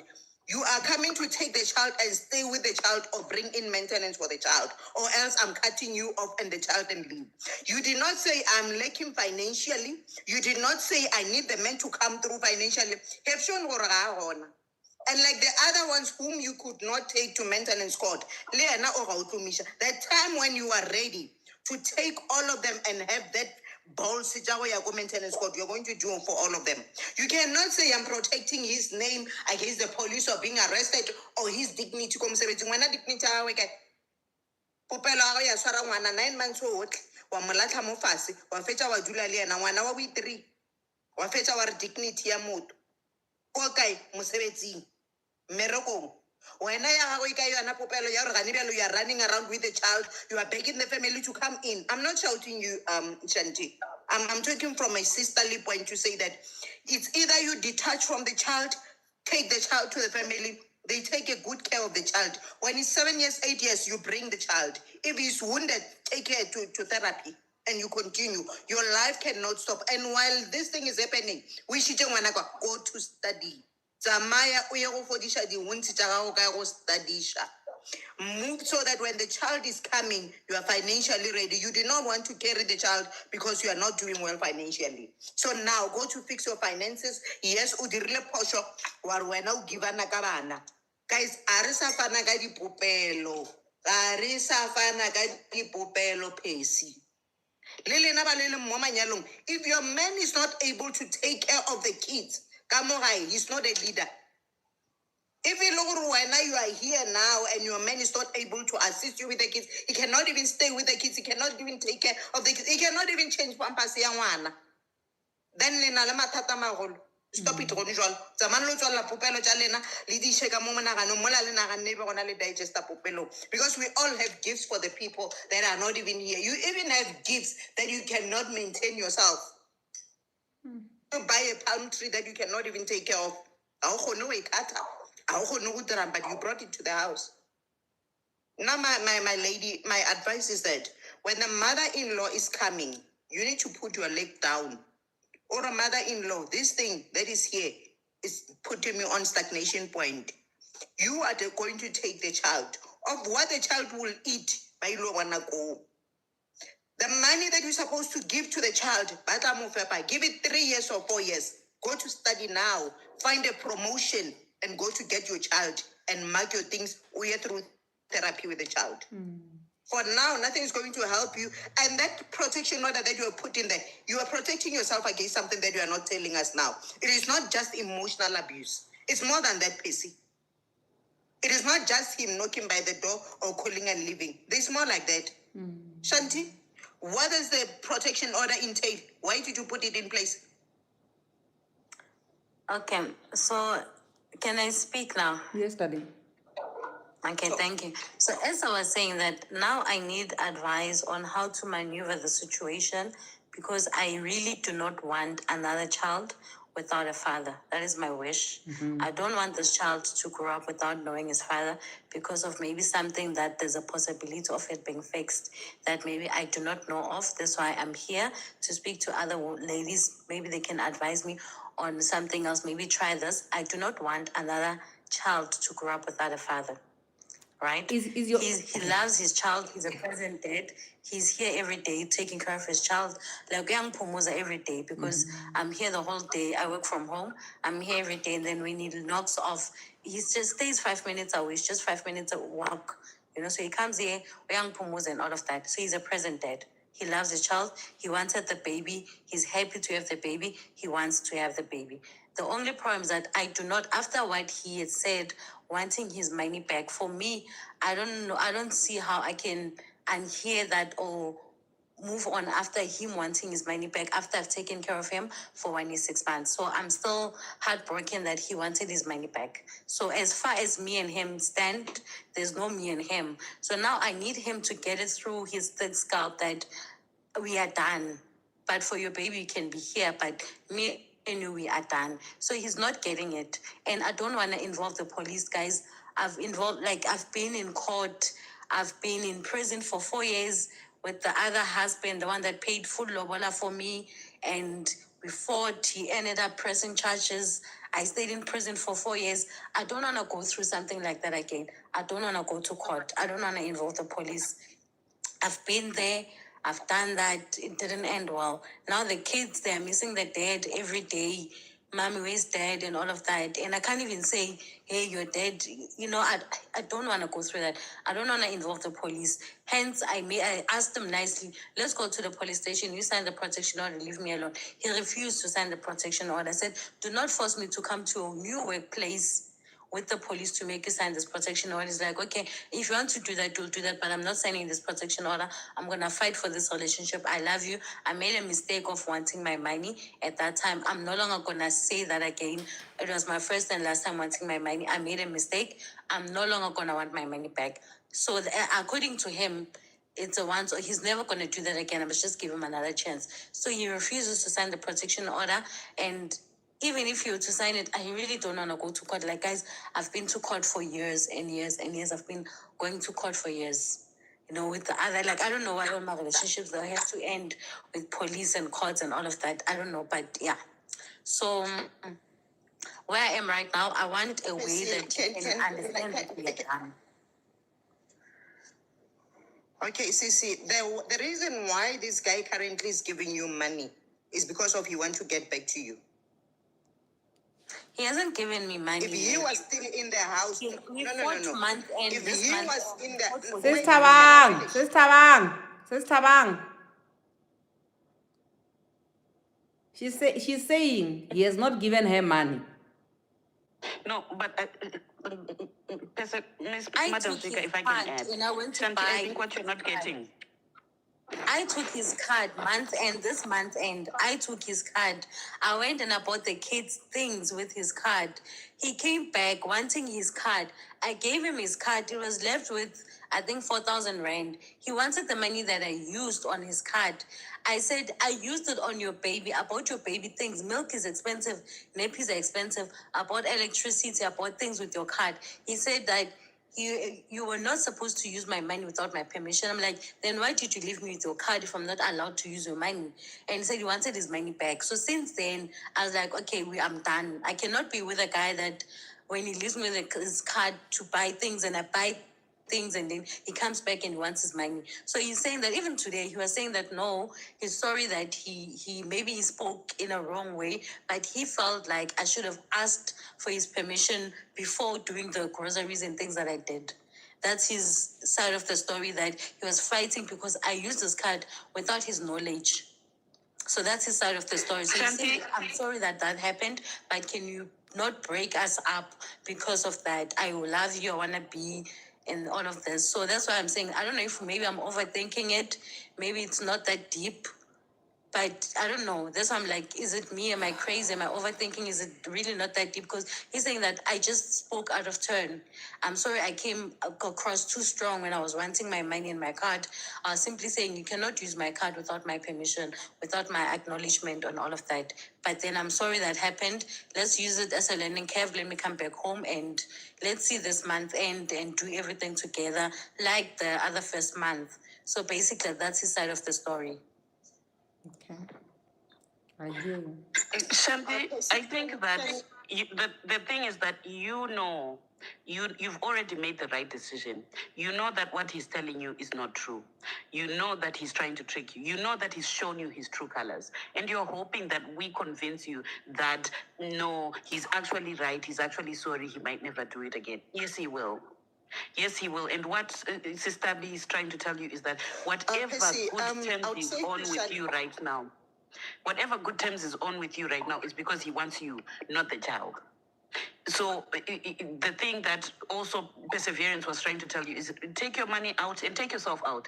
If he wants his child, he will find a way to interact with you about his child and only about his child. But based on everything that you're saying, he's like every other man that we hear about on TikTok and every other Jonasi. The child is a cover for what he really wants, which is you. And he doesn't even want you in a healthy way. He just wants access to you. At the end of the day, you've already made the decision. You know the truth. You want us to tell you that the truth that you know is not true, so that you have permission to go back to him.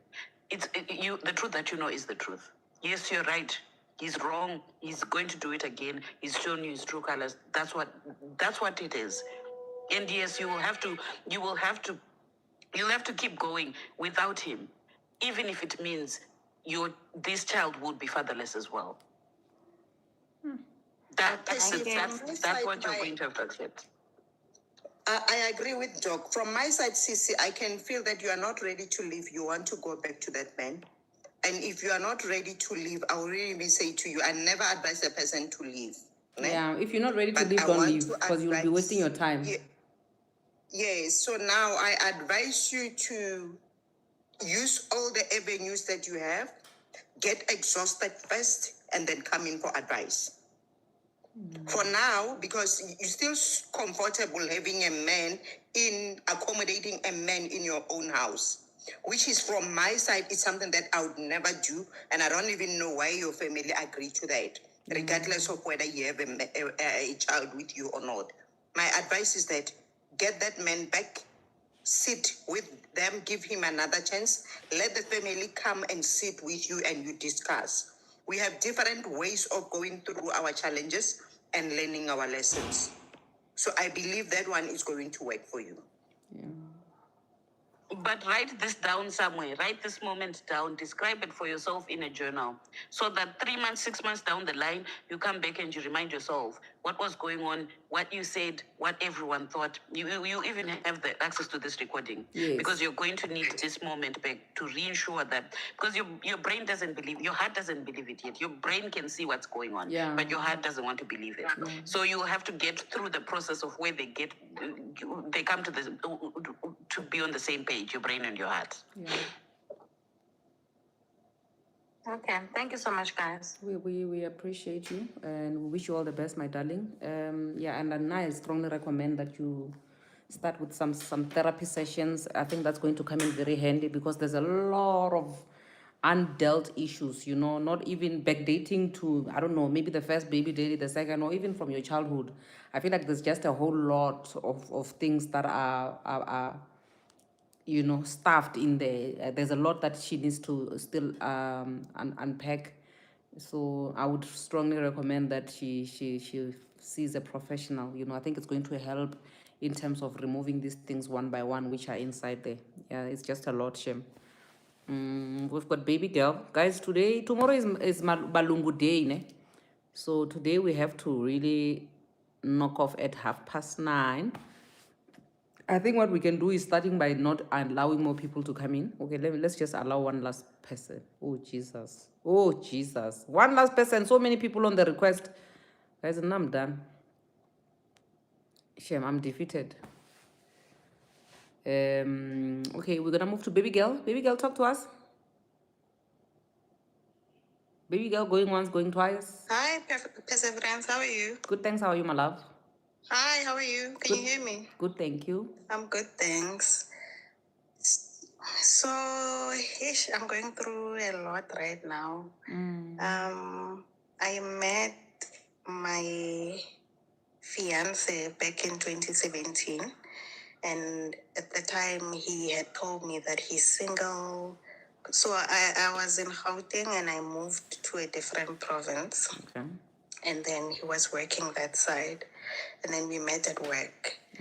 And we were not working in the same company, but he was around my workplace. My sister, apparently the people are saying they can't hear you. The people are saying they can't hear you. I'm the only one that's hearing you. Now? No, they can't hear you. I'm the only one who's hearing you. I think even the people on YouTube can hear you, but the people on TikTok can't hear you. So maybe you must just go off, then come back. Because I'm shocked that people can't hear you. I can hear her. You can hear her? They said they can. Some of them can hear me. We can't hear her. Can you hear me? No, the people on YouTube can hear you. Hello? The problem is with the people on TikTok. Okay, let me. Hello, can you hear me? Okay, I think now they're saying yes.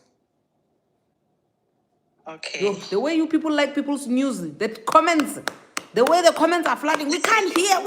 You want to eat me now. Yo, what did I drop? Jesus. Okay, so let me continue with my story. So he was saying that he's single, he's bored. Okay, just start from the maybe beginning, my sister, for sometimes- the his benefit of company those who is- didn't hear you from TikTok. You can start Okay. afresh. Okay, so I met my fiance back in my ex-fiance back in 2017, and I was from Gauteng and moved to that different province for work. And I met him at work, and he was saying, "Yo, like I really like you, and I'm single. We should meet up sometime." So that was, I think, in August, and then he gave me his number. He said I must call him. And then I never called immediately. I think I called in September. Sometime in September, I was bored because I was the only one there. I didn't have family there. So I'm like, let me just call this guy. Maybe he can keep me company or, And then I started going to the lodge that the company had booked him for the entire, I think they used to book him for a year or whatever at his work. So I used to visit him there. And then I fell pregnant very early in the relationship. I was 27, I think, at the time. And I thought maybe I wouldn't get pregnant at all because I had like 2 ex-boyfriends and I used to sleep raw with them, but nothing would happen with those previous boyfriends. And then I fell pregnant. When I fell pregnant, and that's when he told me, yeah, now he has a wife at home. And the thing is, they had problems, so he didn't want to tell me. So he wanted me to decide, manje, what to do. Do I continue with him or what? But when I told him that I was pregnant, this guy literally banged the door. He was so angry at me that, what? Why are you pregnant? What? I thought you said when you can't fall pregnant and what. And then that was, I found out, in October or November. And then December, he went home, back to that lady that he was staying with. And then I would like feel pains and what. When I would call him, he would hang up on me. And then then January came, he came back from the holidays, back to work. Then we sort of reconciled. Then after that, he disappeared again after the baby scan, when we found out the baby was a boy. Then that was February, March, April, May, July, I gave birth. And then my father called him to say, I've given birth.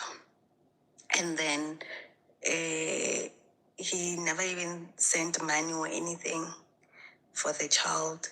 Then in September, he sent, I think it was 4,000 rand. And then October, my uncle had a party.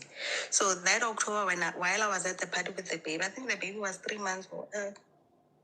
Not sure, 3 months or 4 months, around there. He called and said, no, where are you? I'm like, no, I'm at the party back in Gauteng. And then he called and said, no, I'm going to come there. When he came, he told me that wife left because the wife saw the baby pictures of my son. Fine, because I was like, you know what, this is the father of my kid. We got back together that October. So remember, the wife left October or end of September, around there. December, his mom and aunties came to my house to see the baby.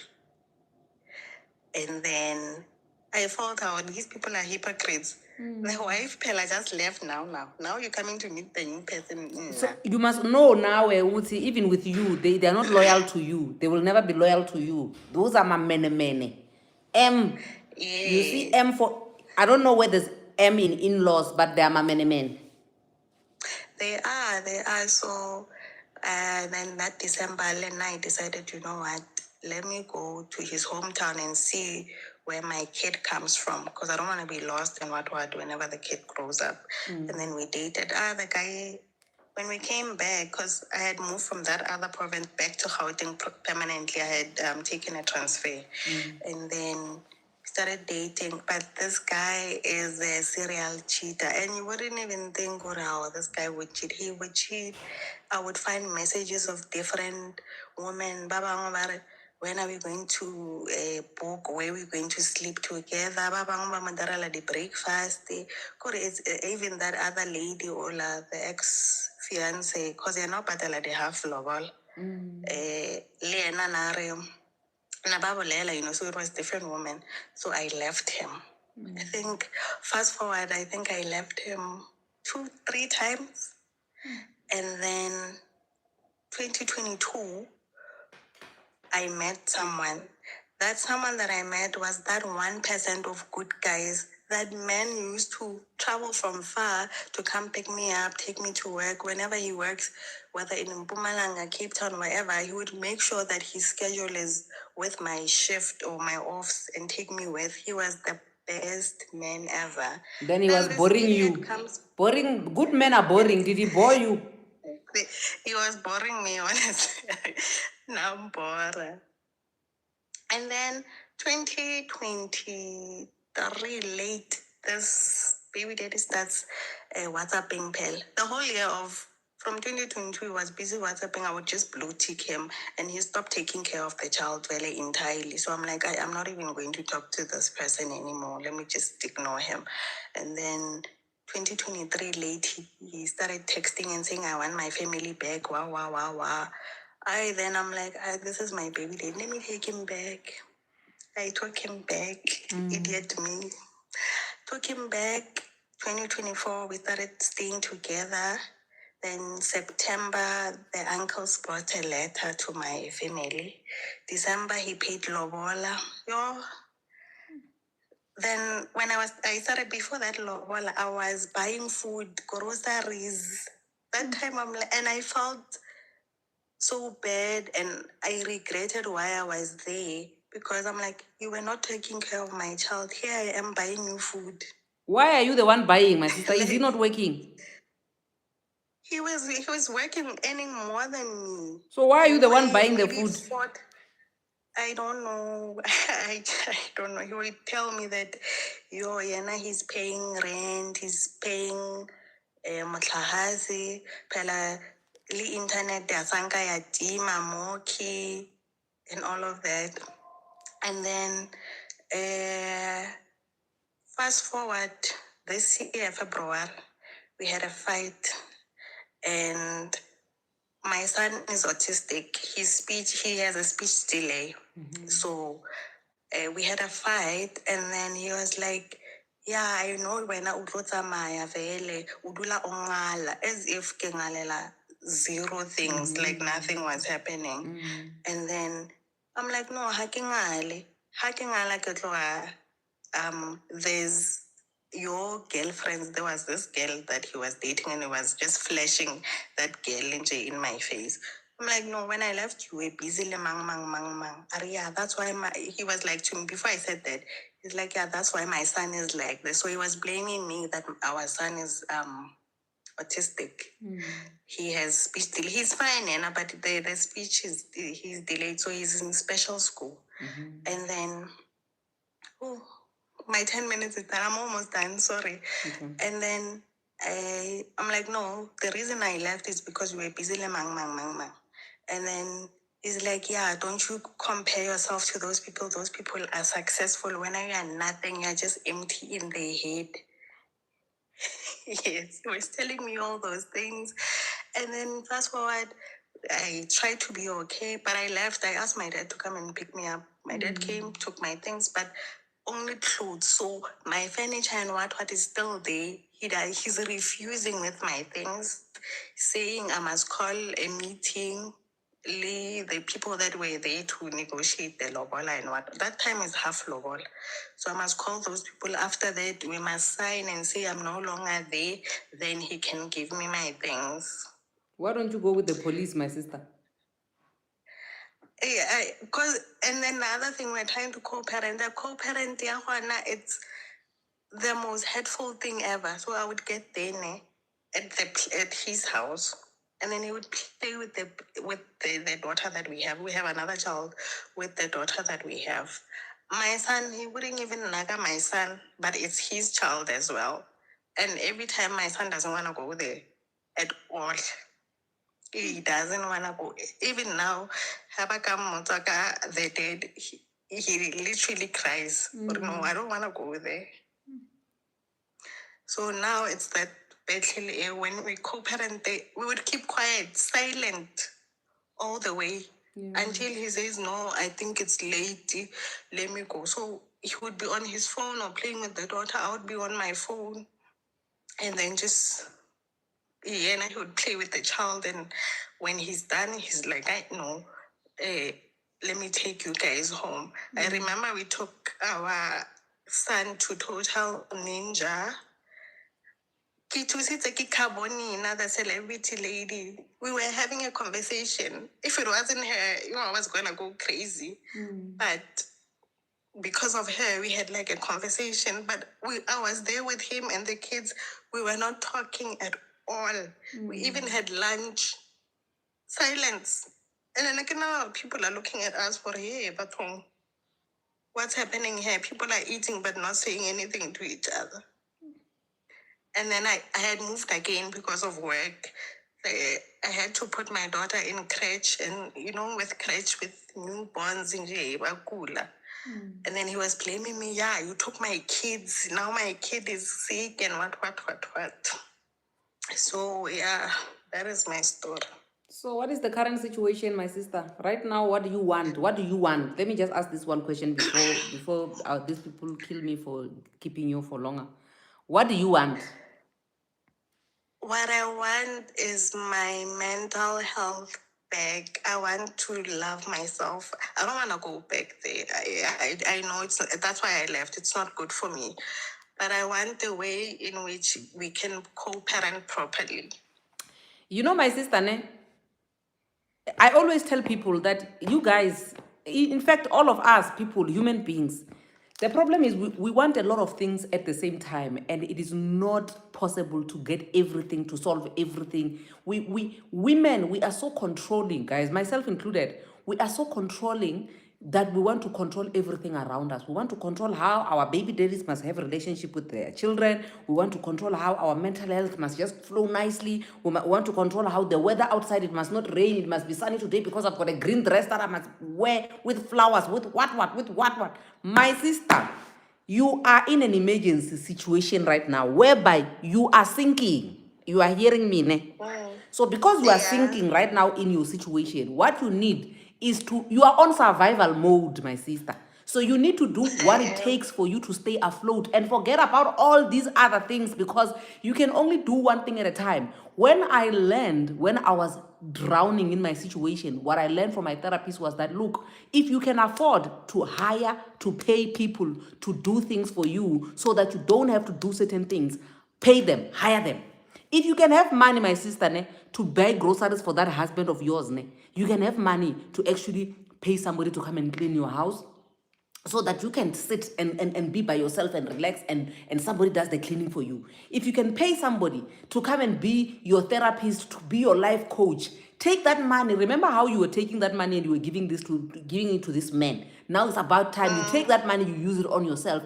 Pay someone to do the stuff that you think when you are superwoman, you will be able to do it all because you've done it before. Because right now, you are on survival mode. You are not in a situation whereby you can do all the things that you desire to do. One of them being wanting a good co-parenting relationship with your ex or with your current or with whatever situationship you are in. That's beyond your control. You don't have powers. You cannot control that situation. So whatever it is, draft a list, my sister. Draft a list. On your list, put a line here.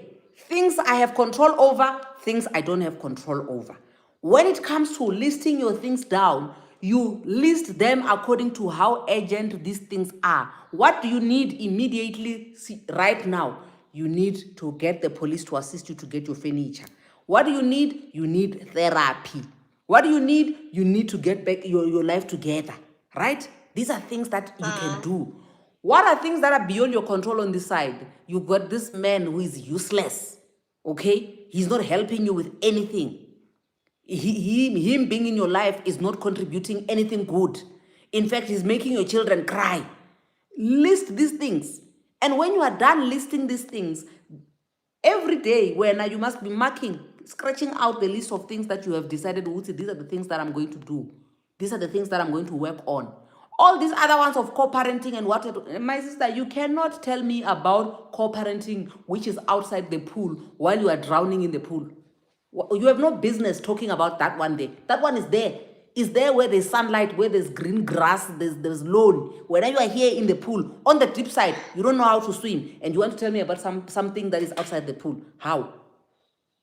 Yeah, no, because when I told him he can come see the kids here at my house, Ariana, he won't do that because his kids have a home. So Mina must come with the kid because the baby still breastfeeds. She's she's a premature, corrected age, she's 8 months, but she's actually 11 months now.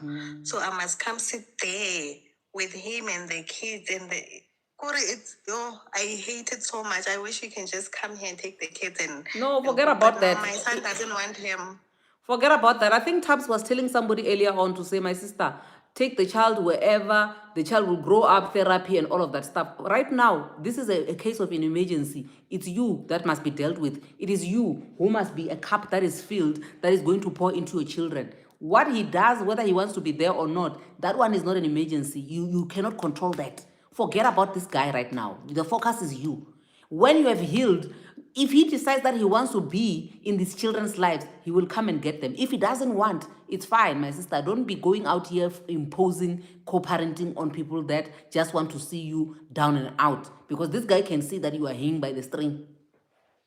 No, he can, because he was telling me at that time he's never taken the kid to school or crèche or wherever, even like parents meeting, or he doesn't even know the teacher or whatever. I've been there trying to find a special school for my kid because in normal school he wasn't coping. So I was even fighting at the school. I was fighting at the Department of Education alone. He wasn't even there, but he can tell me that, yeah, Mina, he doesn't even think my kid will go to university. Imagine all of those. He was telling me who's going to marry you with 2 kids. All of those things in there. So the other time he was telling me, yeah, this is the shirt that I left you with. You're still wearing this shirt. He was just bringing me down. I don't know if you watched the video that I posted earlier on today where I was saying, guys, you must normalize telling people who want to bring you down and say horrible things to you. You must learn how to say horrible things to them. Let me show you this video because on TikTok, it didn't want to, I couldn't upload it. I don't know what's happening with TikTok. Let me play you this video, my sister. Just watch this. You can go see it on Facebook. Because it's about the person now, because I think I'm not worth it. I'm not that beautiful. Like, I guess clearly, immediately when somebody says to you, this is what I dislike about you, or this is what you must change, look at them. There's something about them that you also don't like, Mara. You are letting it slide.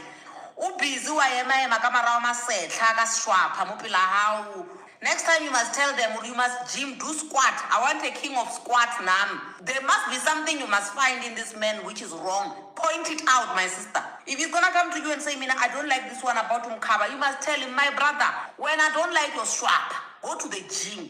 Grow some beard. You look like a corner of a container. Do something about your... Guys, there's no way you can't find something to say. My sister. Someone.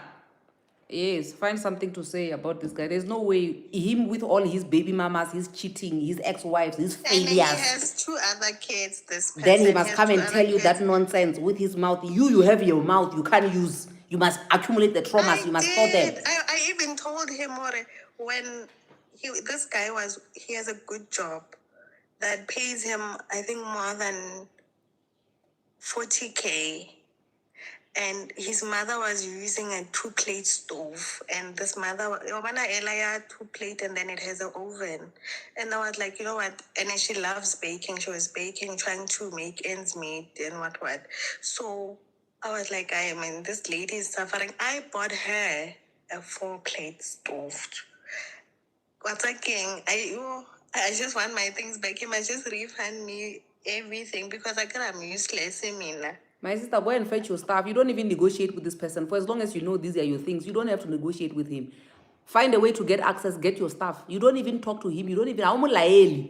Get your stuff, my sister. And the other time he was calling me, yeah, you can take your things, ma'am. Calling me, ma'am. Yeah, you can come take everything, ma'am. But he's refusing with my things. He doesn't want with them. Baby girl, can I say something to you? You know what I pick up here, Pacey? There's more to do with this. It's not just that. The reason why I'm saying this, currently, Uswere 11 years who can speak, but she's the one who is imposing that the child should see the father. And the other child doesn't even want to see the father. So you are the problem. There's something that you want from them or from that family that you don't have and you want to deal with it. Go to deal with your childhood issues, sis. There's nothing because of now, Pacey. There are things that are not even your business at all. When you come to my house and you find that I don't have this thing and I'm an in-law, there's nothing more than the whole family cannot see or who do you think you are?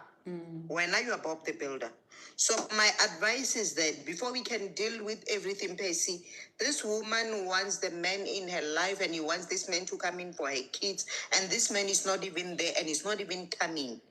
You see, when John Jonasi, Urila Aikakechi, Arwaza Uzongisula man Udlamina. By that time, so that man is going to embarrass you every chance he has until when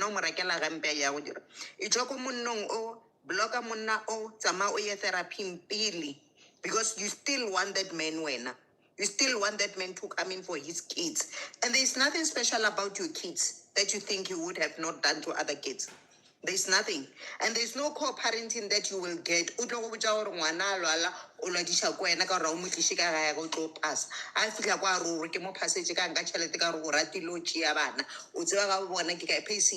you know, I've been there, no, not personally, but I know that kind of a father. So don't, Sissy, go to heal first, deal with you. The man does not have a problem at all. He wants himself alone and he doesn't want you. You don't want to accept. And in the process, you want to hate Bana. You are imposing wana ya wana papare. What if papara le ka khone wa morala re skobo tena sa opalla go bolela? Mmago ibile a direng. And by that time, I have a child ovulating and at least 6 to 7 years. If you don't have a supportive person around you, but to make sure they drag, you have a responsibility as a mother to protect that child. Or else, every time I cry a bad word, my name is Osasar. So that is wrong.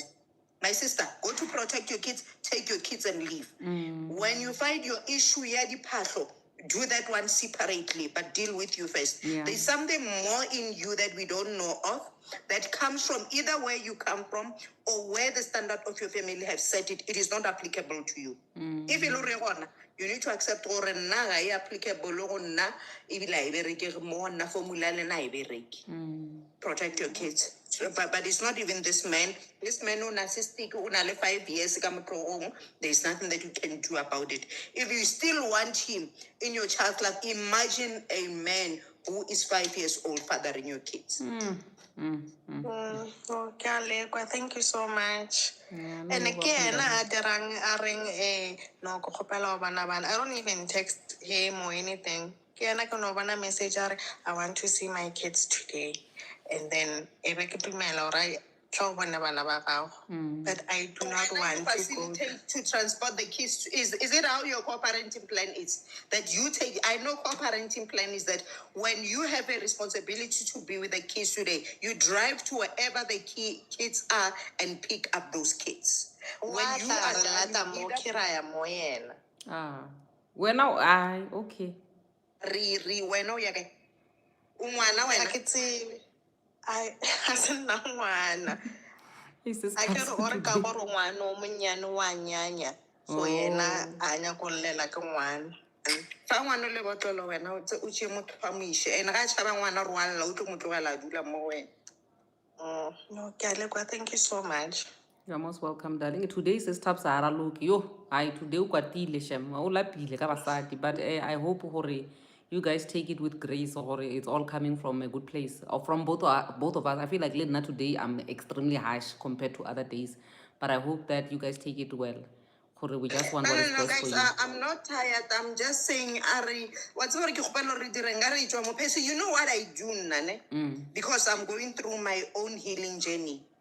I go back to listen to all the lives. I even go as far as from 2020, like whenever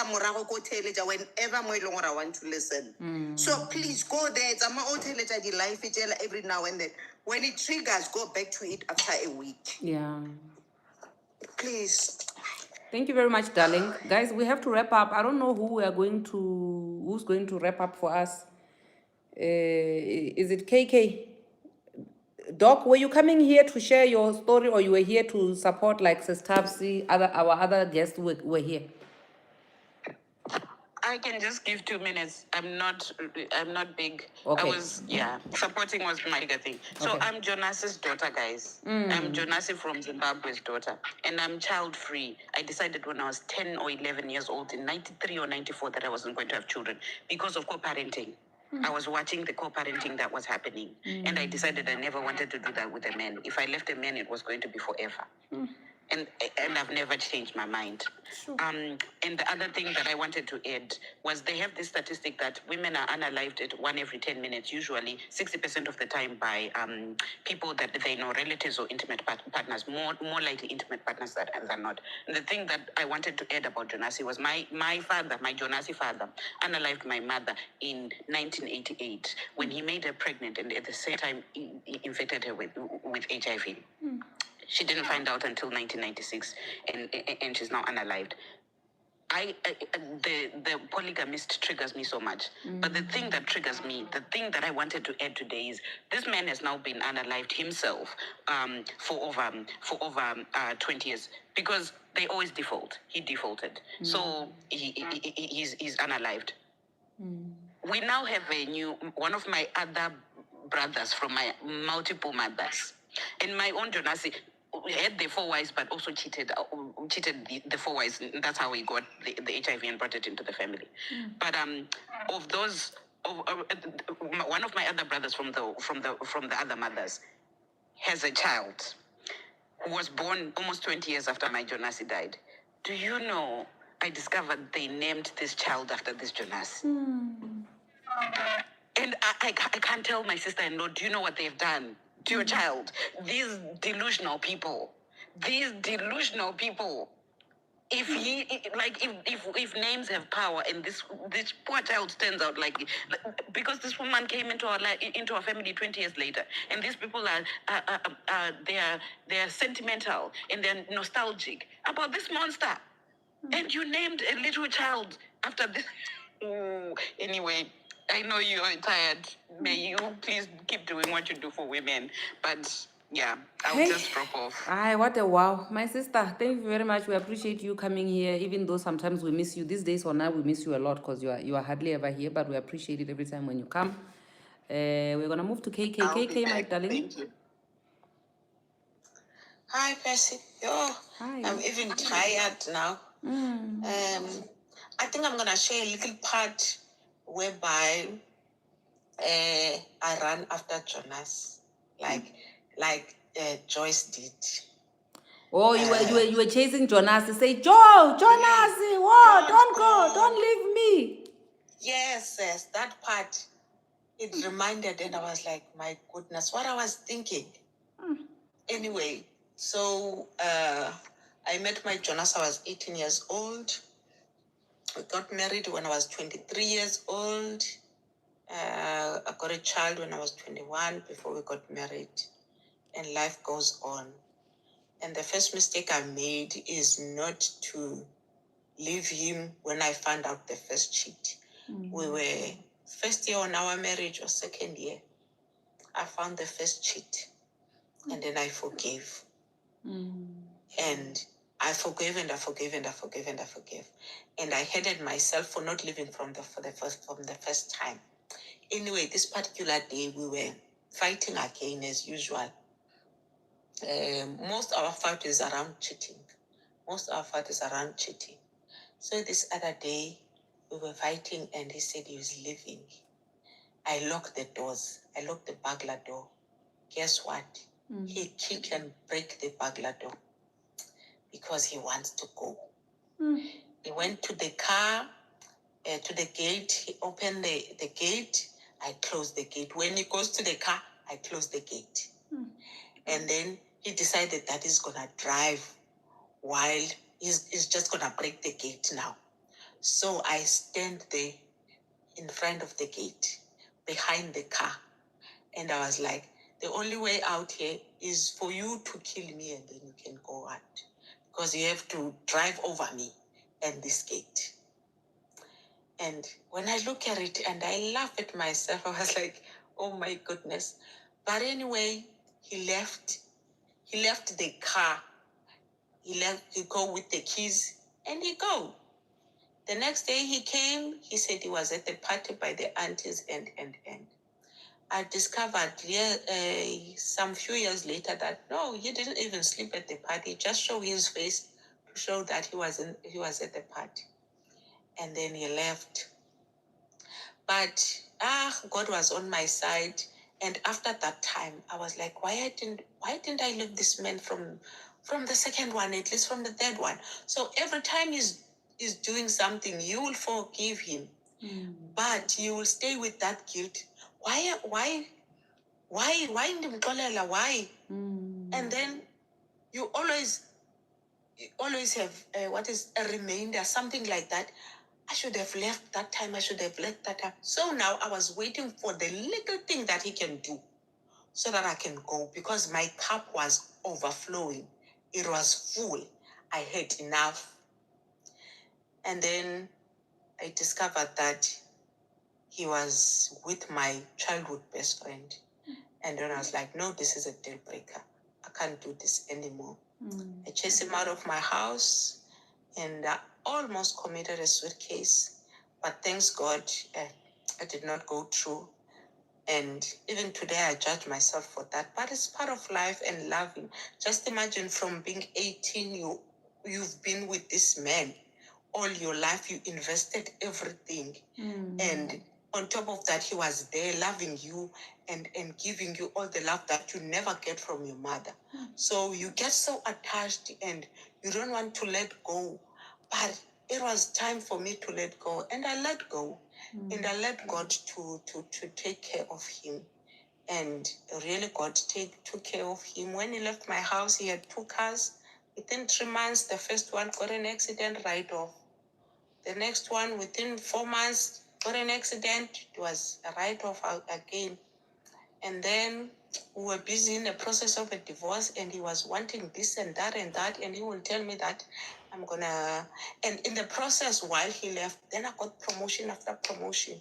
And when he discovered, he said, no, I'm going to delay the divorce so that I can get the vet check out of your pensions and all that. I was so frustrated.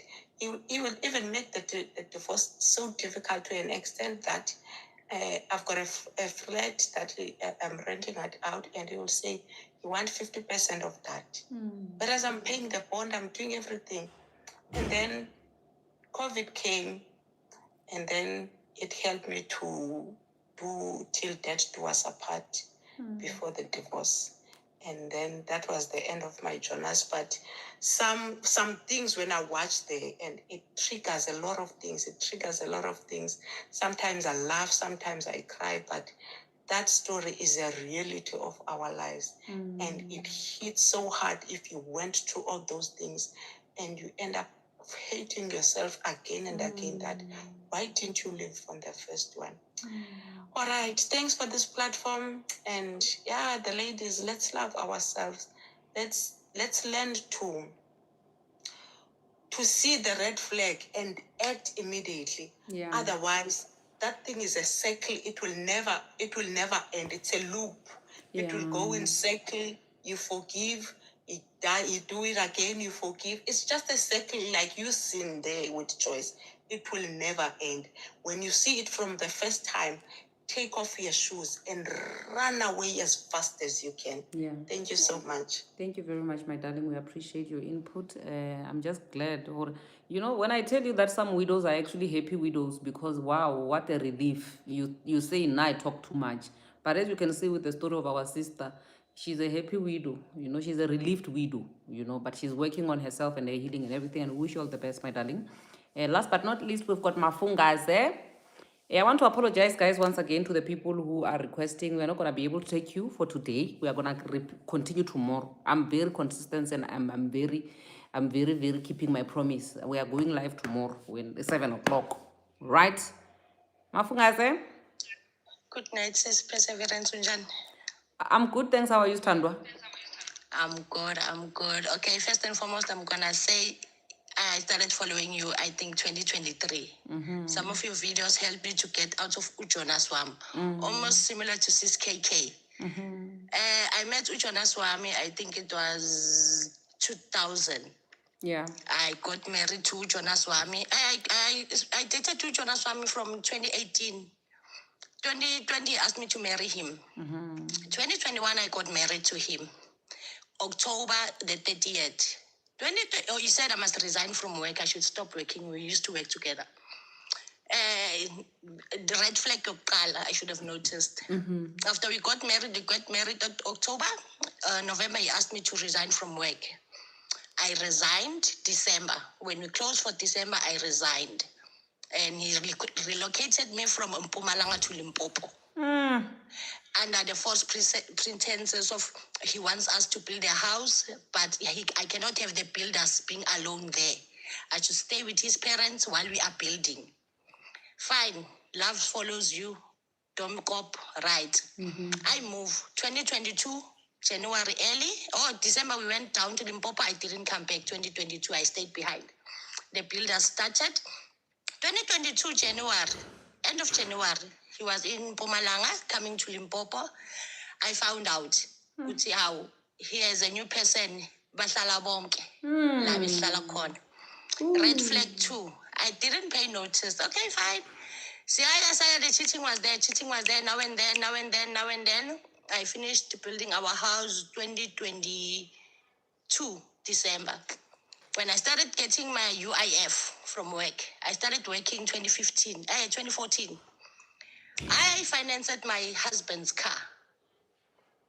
Gave my husband imali ukuthi ayothenga imoto. Mina. Half of my UIF went to the house, half of it went to me funding my husband's car. Sorry, Mama, which house? The one that you are building in the village is there at his mother's house? Yes. All right. After that, the cheating is still there now and then, now and again, on and off, in and out, now and again. On 2023, when I actually started following you, I think I checked out of my marriage that time because I literally found out that, okay, when I got to Limpopo, I started the tuck shop. And then I started planting veggies, selling at the clinics, baking cookies because I'm a very good baker. I'm not perfect, but I can bake. Had a shop, then I go sell veggies on weekends, early in the morning. Then I come back, open the shop around 10, life go on. 2023, I found out that there's a girl that usually comes to my shop. She always makes debts and what. Then I'll pay with grants and usually what. But this girl never pays. I think 3 months down the line, I started confronting the girl. You know what? You can't no longer have credit here because of what. Then he says, how can I not have credit in my husband's shop? I said, what? She said, I said, what? She said, I said, never. She said, okay. Okay, fine. Went to the mother-in-law. Mother-in-law, 1, 2, 3, 4, 5, 6, 7, 8, 9, 10. Mother-in-law, she said, you know what? Your father-in-law has 10 kids outside. You know what? There's a wife. Close your mouth in as long as he comes back to you at the end of the day. Mind you, I stay there. He doesn't support me one. I support myself with the money that I make. Right. 2024 or 2023, my sister had a child. I don't have a child. My sister had a child. She has 2 kids. Then I said to her, give me the one baby, the newborn baby. I will stay with the newborn. Then you continue working. You don't have to stress with daycare and what. I'll bring him back. I bring him back when he needs to start daycare, maybe at the age of 3 or 4. Sister, fine. Started raising my sister's child. It was fine. Then 2024, I found out that he wants to take a second wife. That's when it demon in me kicked in. 2025, 2024 December. The family set me down. Yeah, he's named after his grandfather. His grandfather had 3 wives, yada. And I said, you know what? Okay, I asked my mother-in-law, have you ever been Estembin? She said, no. Just to babuna bantwana ngaphandle. Okay, that means you can never advise me how to handle Istembu because you've never been there. I was raised in a home where my mom and my dad were married. I don't know how to act in Estembin. Worst of all, my father never had kids outside. So I don't know how to deal. So we don't advise on how to behave or how to treat umamngane. you talk too much, told my family that I'm disrespecting his parents, yada, yada, yada, yada. Then I said to him, you know what, I'm moving back to Mpumalanga. January, I'm moving back home. I'm closing the shop. Tell your girlfriend to continue taking the credits. I don't care. Moved back 2025. My Jonas thinking, already the demon in me kicked in, and my mother's advices. Right. January, I told him I wanted divorce. 2025, he said, in the zoo. Then I said, okay. I went to court. I filed for spousal maintenance. We had a fight, I think, for 3 to 4 months. I won the spousal support. Okay, fine, John. And I told him before I took him there, I told him it's either you divorce or his spouse. I'm giving you a month till end of January to make a decision. End of January, when I called him, he says, because I told him to no longer come to my parents' house.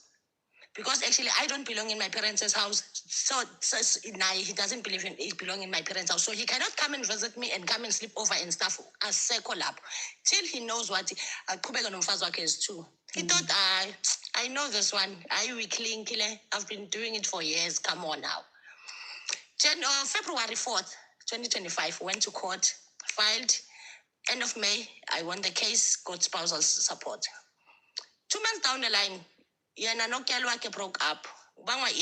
The money that's going to me, he's getting told Gucci, support us too. Why you Yeah, I need to come to you because each and every time because of I support you also. Then I said, you didn't support me for many years. I'm giving you 2 choices. Give me the money for the car or give me the car. Give me the money for the house or give me the house. He said, Why didn't you never. go there with a TLP, Mdanam, and release that house? Wait, what I did. I started being, okay, fine. I thought it was being psycho, but I think that was me giving myself a therapy. I went to where he stays. I had keys. I went in, took the car papers.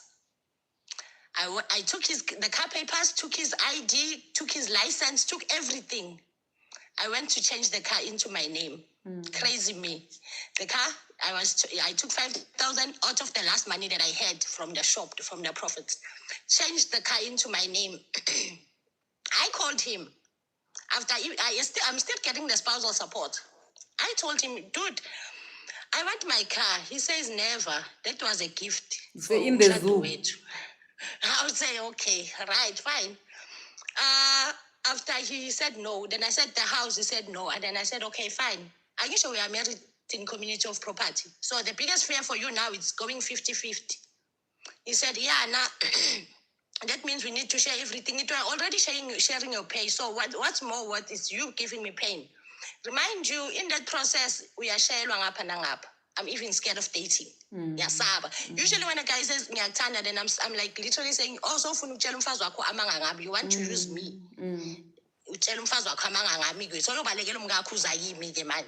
That was my line. Around September, guy found out that the car belongs to me at Yoitelela. But Tom is he came, I found a job, started working. He found out that Nyasebenz. Then he said, we are spousal support. Then I said, if you can prove that I work, then you can go. Because I actually had a good lawyer that actually gave me kind of tips how to maneuver around that. Okay? If you can prove that I'm working, then you can go ahead. He got to court. They said he must prove that I'm working. I'm not working. The account that they have at court, it's only the maintenance that goes in. Nothing more, nothing less. He found out the car belongs to me. Stuff. I said I couldn't care less. Took my car back. After I took my car back, I went back to Limpopo. Drove back to Limpopo with a trailer. Ngalaisha everything. Everything. I think I left Mpumalanga around 6 with 2 of my brothers with the trailer. And what did the mother-in-law say when you get there now? I'm not even talking to them. Do you know when the belly woman, when she's angry? When she's speaking Isindebele, you can't. And I had my family's support. You know what? My big brother was at work. He's like, guys, Satanama torch, the head torch. I even funa namazenke. I want the sanks back. They called him. He was busy calling me. I didn't pick up.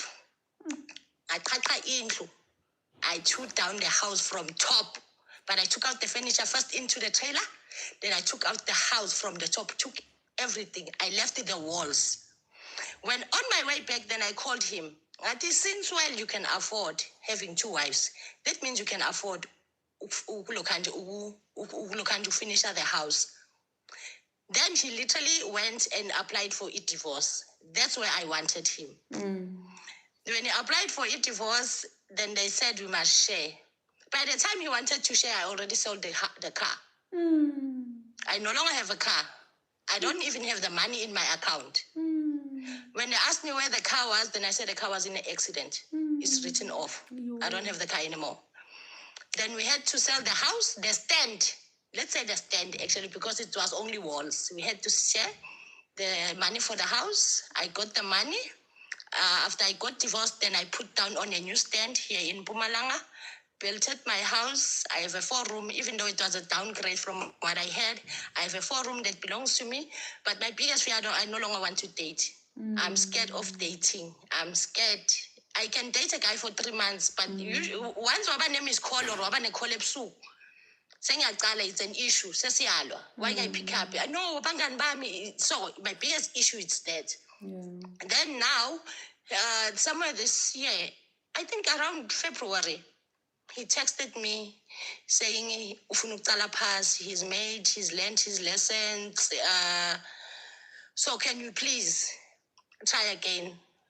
Then I said no. He sent his uncles, the ones that paid Lobola before, requested to see my brother, because I don't have parents anymore, requested to see my brother.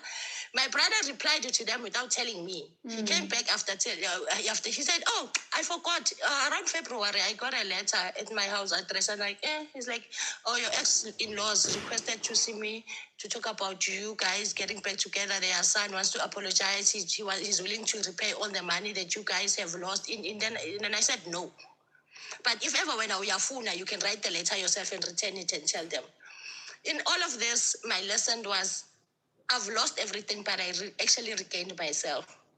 But I think I'm giving myself this year to heal and try to trust things. I'm temba food. But out of all, I would love to say thanks to Unkulunkulu and your videos, especially the one you always say, choose yourself again and again and again. So about Jonas, they are out there. So Jonas, then I literally always said I almost became Joyce. I almost My sister. become Joyce. But to my lawyer, that actually gave me advice. I think I have the house that I have now, that I'm actually sleeping in my house in. I have no kids. I didn't even cook today. I only ate bread. Tomorrow it's work. You are living your That's what I'm best life, grateful my for. sister. A single best life, boring. You have the finance. Oh, I actually bought a car for my birthday on April. I bought myself a quid Come on for now. my birthday when I was Come on now. turning 38. I actually cried for the first time. I cried for a heartbreak. I think I only cried, that was the time, because I don't drink. That day I drank when we celebrated my car. One of my friends said to me, I think she said to my sister, when my sister said, then one of my friends said, I think she needs to do this, because if she doesn't, she's going to do it in 5 years. Let her Do it now. Yes. So How many years did when you they stay in showed me- Limpopo, my sister? I stayed in Limpopo for 2 years. Sure. This man hated you, Shem. My battery is dying, but anyway, we're on the last guest anyway, so. So I would love to say I thank God, but I think I need to start therapy now, because I think I need to heal. Definitely. Because it's not everyone that's like that. You know why I say that? I look at my brothers. My brothers love their wives. My brother would kill you when it comes to his wife. Yeah. And I don't know, I'm full namos konsam. I'm full next. Even if my brother does something and my sister-in-law tells me, when I sit him down, I would tell him, if ever you continue doing this, I'm going to take her back to her mother's house myself.